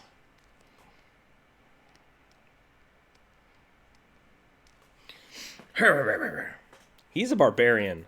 I like that bugbear barbarians like claw people to death. But maybe I should give him. He's just got like a rake, a garden rake. I'm ready for harvest. Can we talk about the trident for a minute? I don't understand this weapon. I mean, I know what a trident is, but in D&D, it has the exact same stats as a spear, but is a martial weapon. The poop.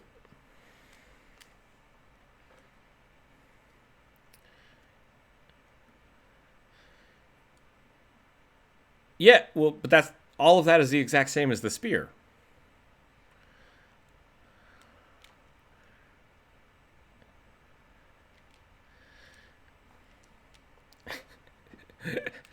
So that's exactly my point. It's very hard to make it different from the spear. I don't understand why it has the extra disclaimer that it's a martial weapon on it, but it has the exact same stats otherwise to the spear. Like, it should have something better going for it, which doesn't benefit from anything, does it? Like, yeah, I guess it's just a status symbol that you can use one. Right, and that's the weird part for me. I don't understand why they would do that. Um, yeah, something.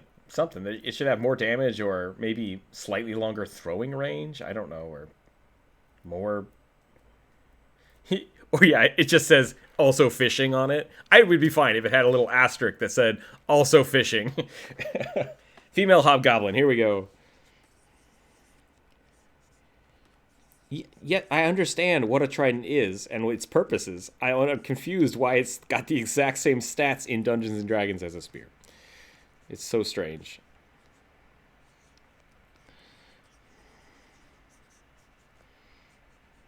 They are very similar weapons, but I don't know why they would give. Yes. Yep. You are reiterating my point. Literally just what I said. I don't understand why there's a distinction between them. It's like you give somebody a spear and they're like, yes, great. And then it's like, oh, here's a trident. They're like, I don't know how this works.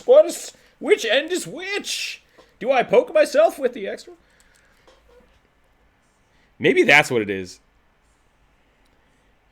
If you give somebody without martial weapon proficiency a trident, they'll just like go, why is this sword so blunt? And I keep poking myself with the hilt. Maybe that's what it is. They're just like, whoa, whoa, whoa, whoa, whoa, whoa, whoa. Totally not a sword. Throw that at people.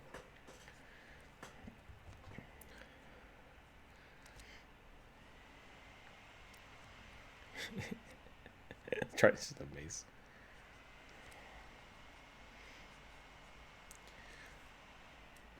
Has anybody watched my Hobgoblin video recently? I don't remember if Hobgoblin women have the sideburns. I kind of assume they do.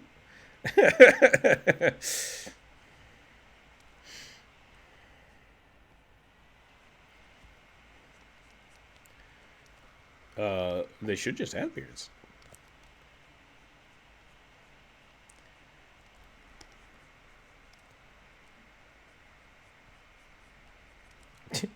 That's the wish spell. Like, the components for a wish spell is like dwarf beard. I need your beard. No. Once you cut it, it never grows back.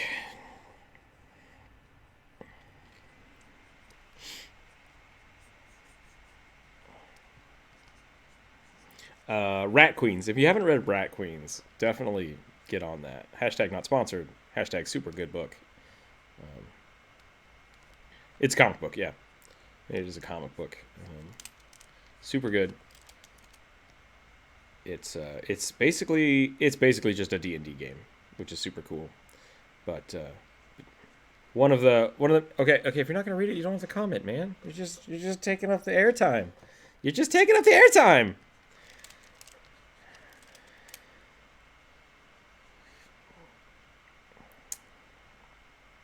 Okay, so anyways, back to the thing I was trying to say when I got interrupted 12 times. All right, I'm just going to mute Andreas for a second. so I can get my train of thought out. Rat Queens is super cool. It basically follows these 4 adventurers, and one of them is a female dwarf who struggles with whether or not she should have a beard, and I think that's really cool. It's a really, really good like character arc. So, yeah, check that out if you want. Really good art. They actually just changed the artist, I think, for the last book. So I haven't read the newest ones yet, but the old ones are really good. Definitely highly recommended. Highly recommended. Wow. Rat Queens. Rat Queens. It's the name of their adventuring party. They are the Rat Queens. Yeah. Let me see if I can find a good image here. It's totally not. It's kind of a mature. Well, it's not more mature. It's just for a mature audience. Let's put it that way. Definitely not. I'm gonna put it in the chat. Exactly. Yeah. So super good. Super good. Who's the author of this?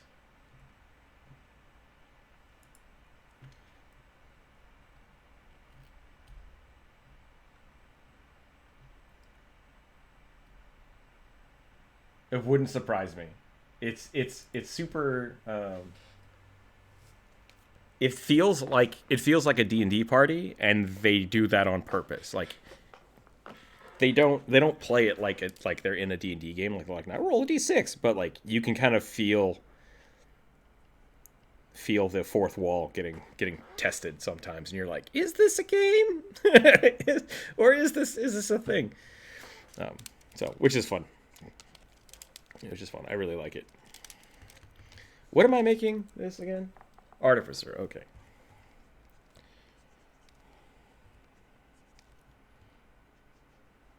That wouldn't surprise me. I think the author, one of the original authors or artists, might have worked on some of the Critical Role artwork.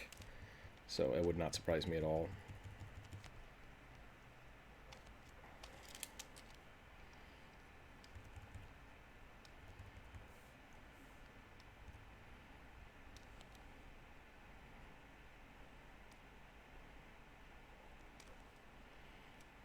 Oh yeah, yeah, they did cosplay as the Rat Queen characters. Super good. Yeah, I really like that book. It's kind of dark at points, and it's not definitely not for little kids. Hit me. What is your Trident idea?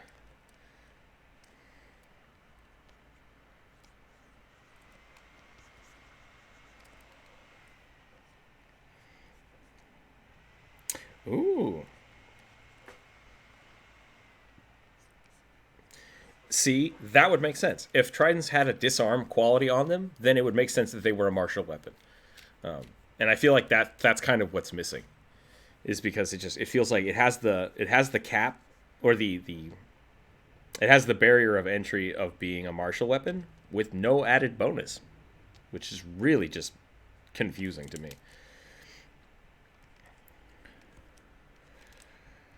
Yeah, that's true. It does, yeah, and that makes more sense since D&D kind of removed that. I would bet that's actually what happened, is that it got carried over, and then when they removed that kind of bonus to it, it just got left in the martial weapon category. They just forgot about it.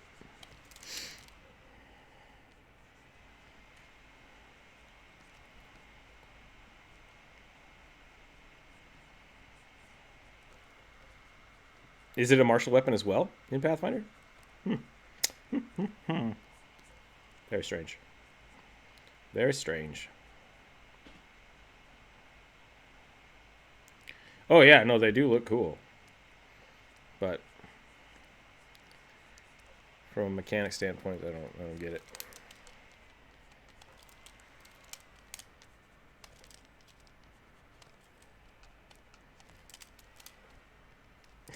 Yeah, just put the spirit.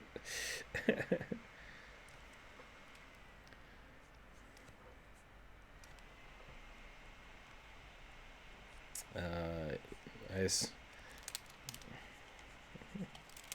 You would just have, that's actually perfect.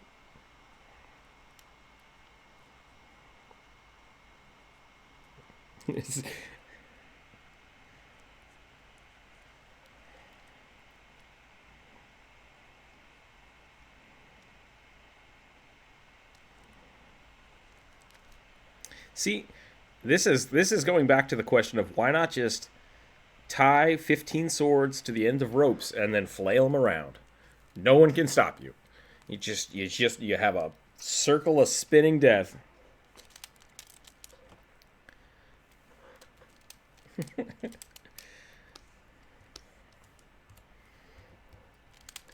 Yep.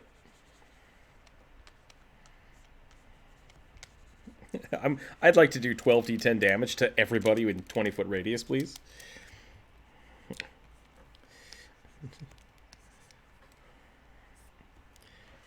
Yep, and he just offs himself. General Grievous just like chops himself into bits.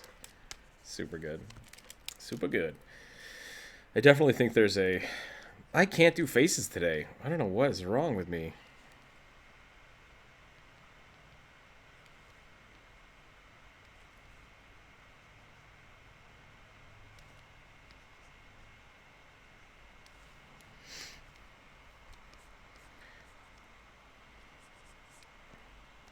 Okay, cheekbones, eye holes, nose, face, teeth. It is a skull, and I will do my push-ups. But I needed a structure. I needed a structure real quick. I think I'm gonna have to get rid of the. But it's covered up. I do draw lots of skulls. Where the skulls are free and the feet are extra.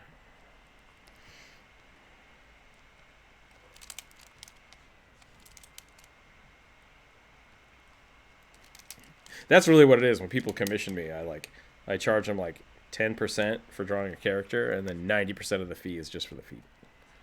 That's what it is.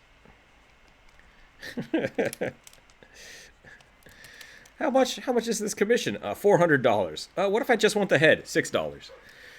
Just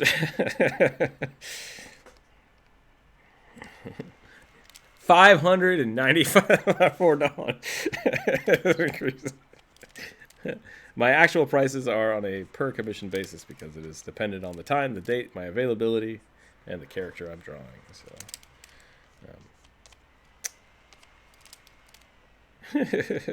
there's a lot of really good artists in the Discord now, and if people want to start looking for artists, like looking for their character stuff, I'm totally fine with other people taking commissions. I have a few commissions going right now, so I'm actually I still have a few weeks before I can take new ones. Which that's totally fine. If people want to commission me, that's great. You can contact me on Discord. You can contact me on ArtStation. All of that's totally cool. But also, I'm okay if the other artists want to take some of those commissions. That's up to them, up to you. No hard feelings. I'm totally cool with that. I want our Discord to be supporting all the artists. Well, kind of, yeah. But it's putting food in your mouth, so that's good.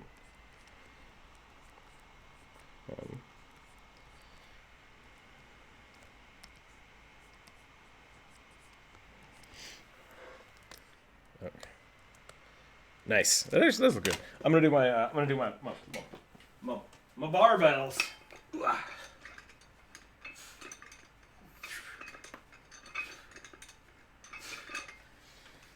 need to get a... That is a horrible face. What just happened?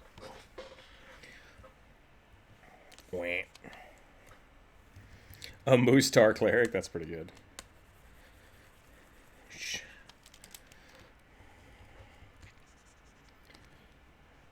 Well, I think it's a Minotaur, but it's a moose.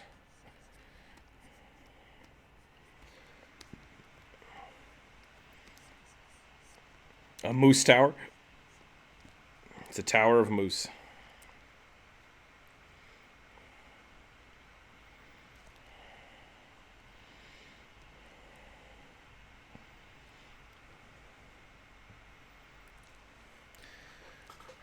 A person, a mana.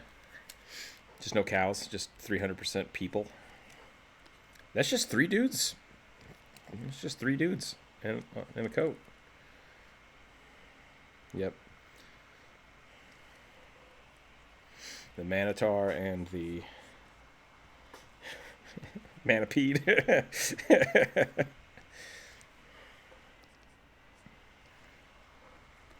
A Manatee Minotaur? That'd be pretty good. These are all great things that people should have requested I draw, but nope. Missed opportunity. Oh, I'm sorry, I missed it then. Yeah, we'll do it next time. I'll write it down. Moose Tar. It's a pretty good whistle. That is a pretty good whistle. It's just really loud. Okay. Everything is wrong here, but we're gonna try to finish this up.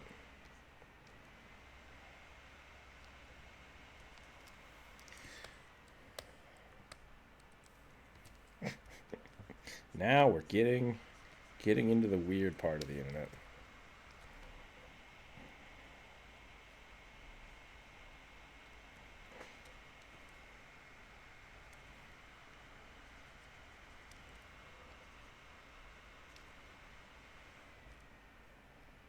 Okay. I'm gonna do this.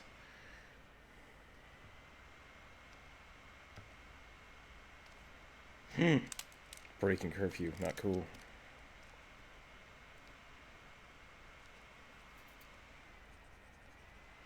I don't know if we're allowed to do that here. I had to go out yesterday and it was scary. It was scary. Nice. That's good. That's... I would like to go back to work. That'd be good. Not that I don't like hanging out here. I will still keep doing the live streams, but we'll probably have to change the time frame.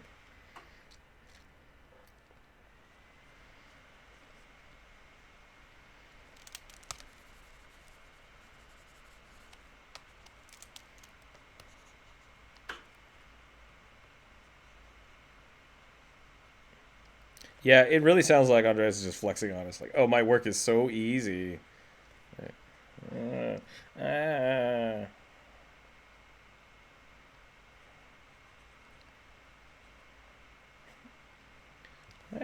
have a job and stuff.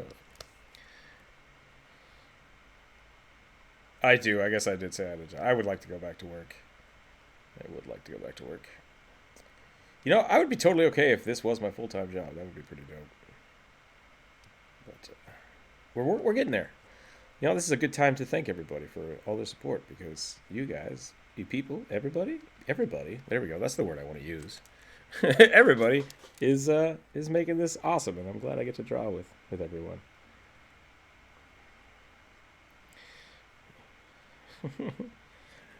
I really want to make sure I'm being inclusive. I haven't had to be inclusive for a lot of my life, and I feel like I should be, especially now that I'm kind of becoming more public.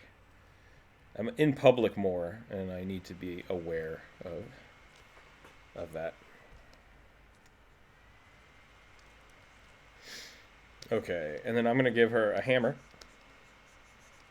because she's blacksmith. And what, glasses? Is that what makes an artificer an artificer? Yes.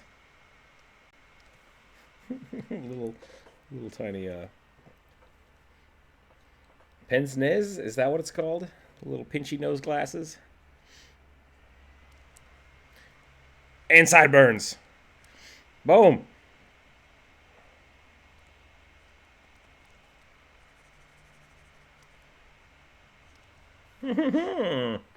Cannot express how much I hate Iron Shadow. What?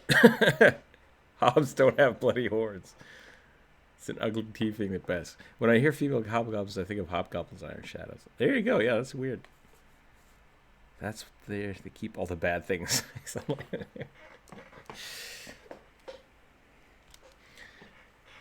I should look this up.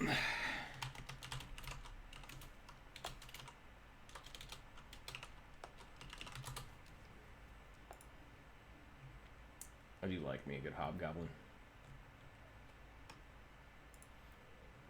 You know, I haven't played one either, but I've DM'd a few of them, which is fun.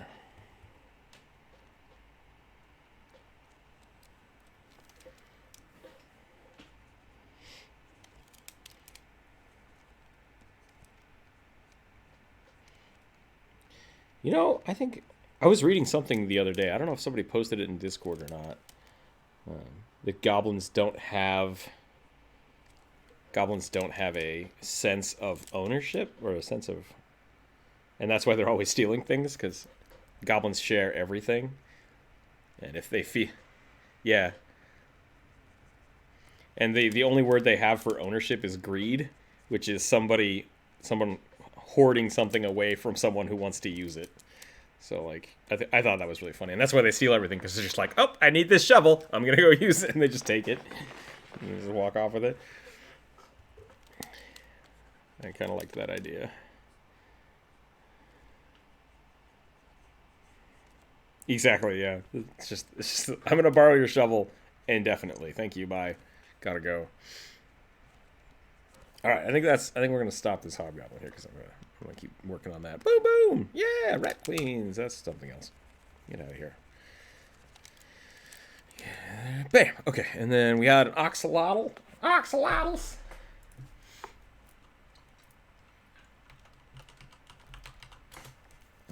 Then we can call it a day. Oh, look at that. Look at that feathery little dude.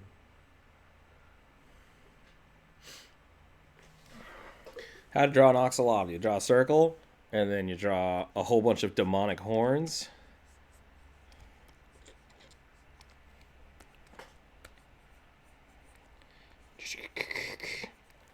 Yep, follow the tutorial.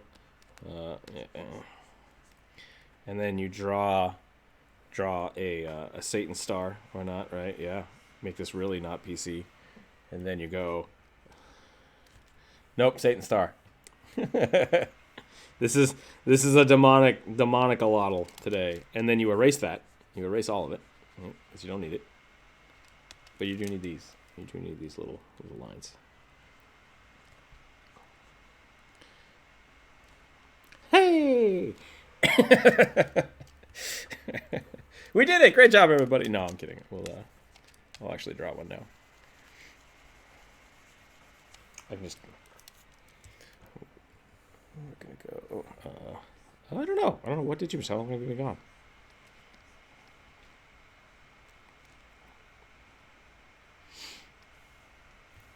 I feel like. Are you upset that we didn't realize you were gone, or are you upset that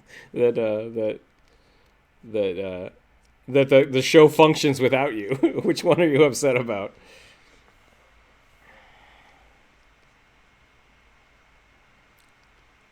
Yeah. There you go. I'm going to go ahead and draw that. How many of these got? 3? Da-da-da-da-da-da. Show's over. Okay, I'm going to do this.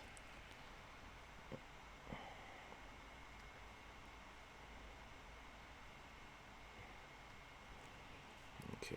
Whoop, whoop, whoop. Whoop, whoop, whoop. Actually, these are kind of feathery.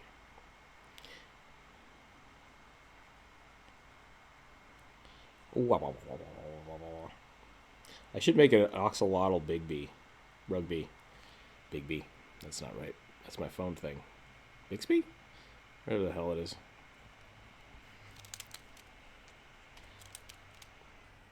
Bigger. Bigger eyes. That's not how they are, but I'm going to make them bigger. Whoop.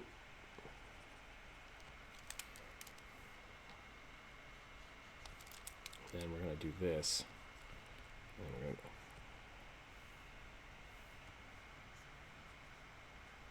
Yeah, is it the proper term, the oxalotl, or is that the scientific term? What's the difference there? Whoop. Water. Common name.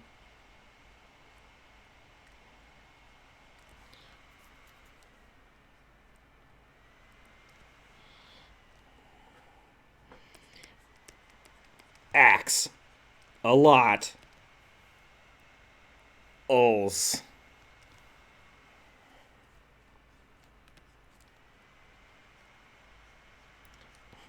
The Mexican walking fish.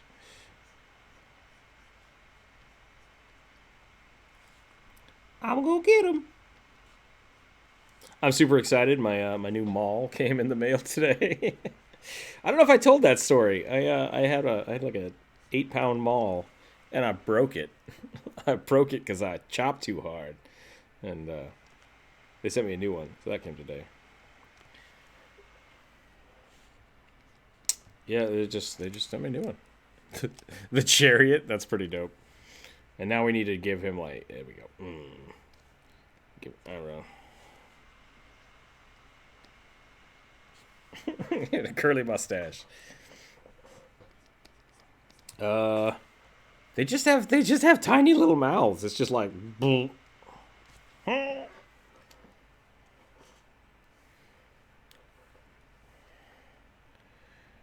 I'll give him a shoulder pad. I'll give him a skull shoulder pad. That'll fix it. Push-ups. Yep. He's Road Warrior. He's Mad Max. He's got the Mad Max stuff going on. We'll give him a scar, eye scar, which is eye grows back because that's normal. That's how they do. I gotta do push-ups.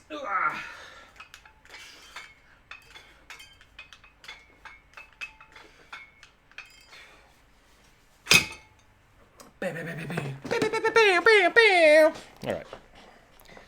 Woo! There we go. We got the Mad Max Alotl. That's what it should have been. Mad Max a lot.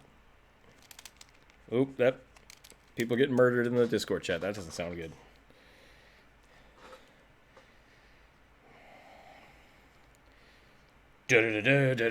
What if we give him abs? What if we give him like sick abs, super ripped? Looks like he got cut.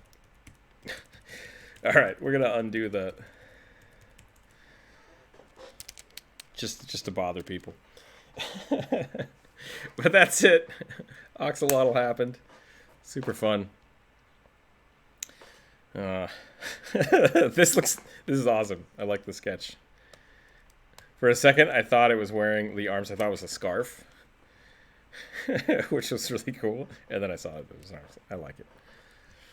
I dig it. All right. So that's that. Another successful draw day, I guess. We'll probably do another one next week. Oh, is it not done? Or is it just being weird?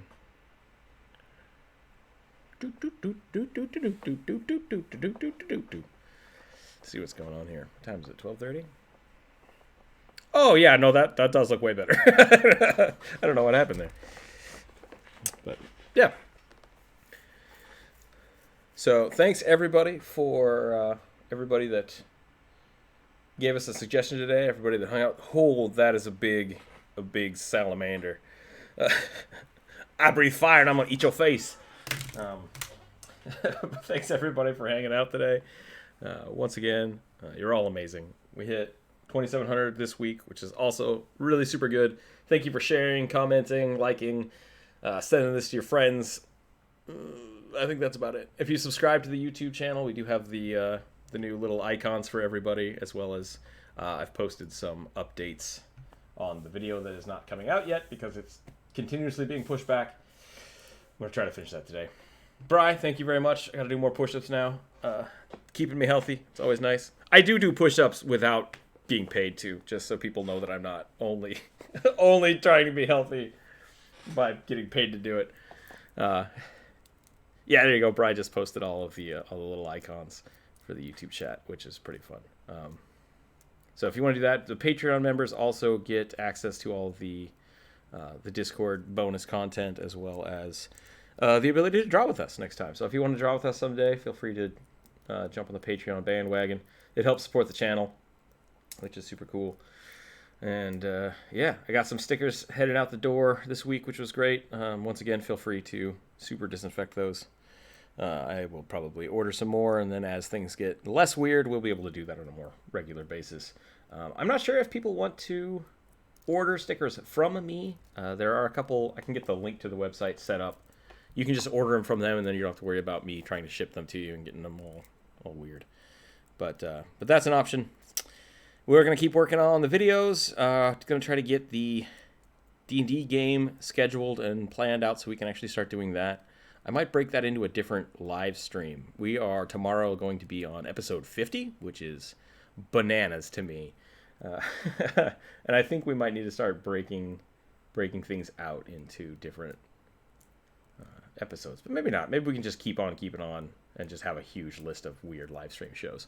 So we'll just keep playing with that. If you have ideas, let me know them. Otherwise, we'll keep it chugging along. So thanks again, everybody. You are wonderful interneters. I think that's the word we're using currently. We do need a name for me to say hi to people. And we love you. Keep safe. Keep your dice on the table. And we'll catch you next time. Oh, I gotta click the button. Zeros. Hello, all you wonderful zeros. I don't know if that has the right connotation to it. Ba-doom. There we go. I'll put the Be Right Back page just so people can see the dancing rugby for a little bit, because I like it. All right. So everybody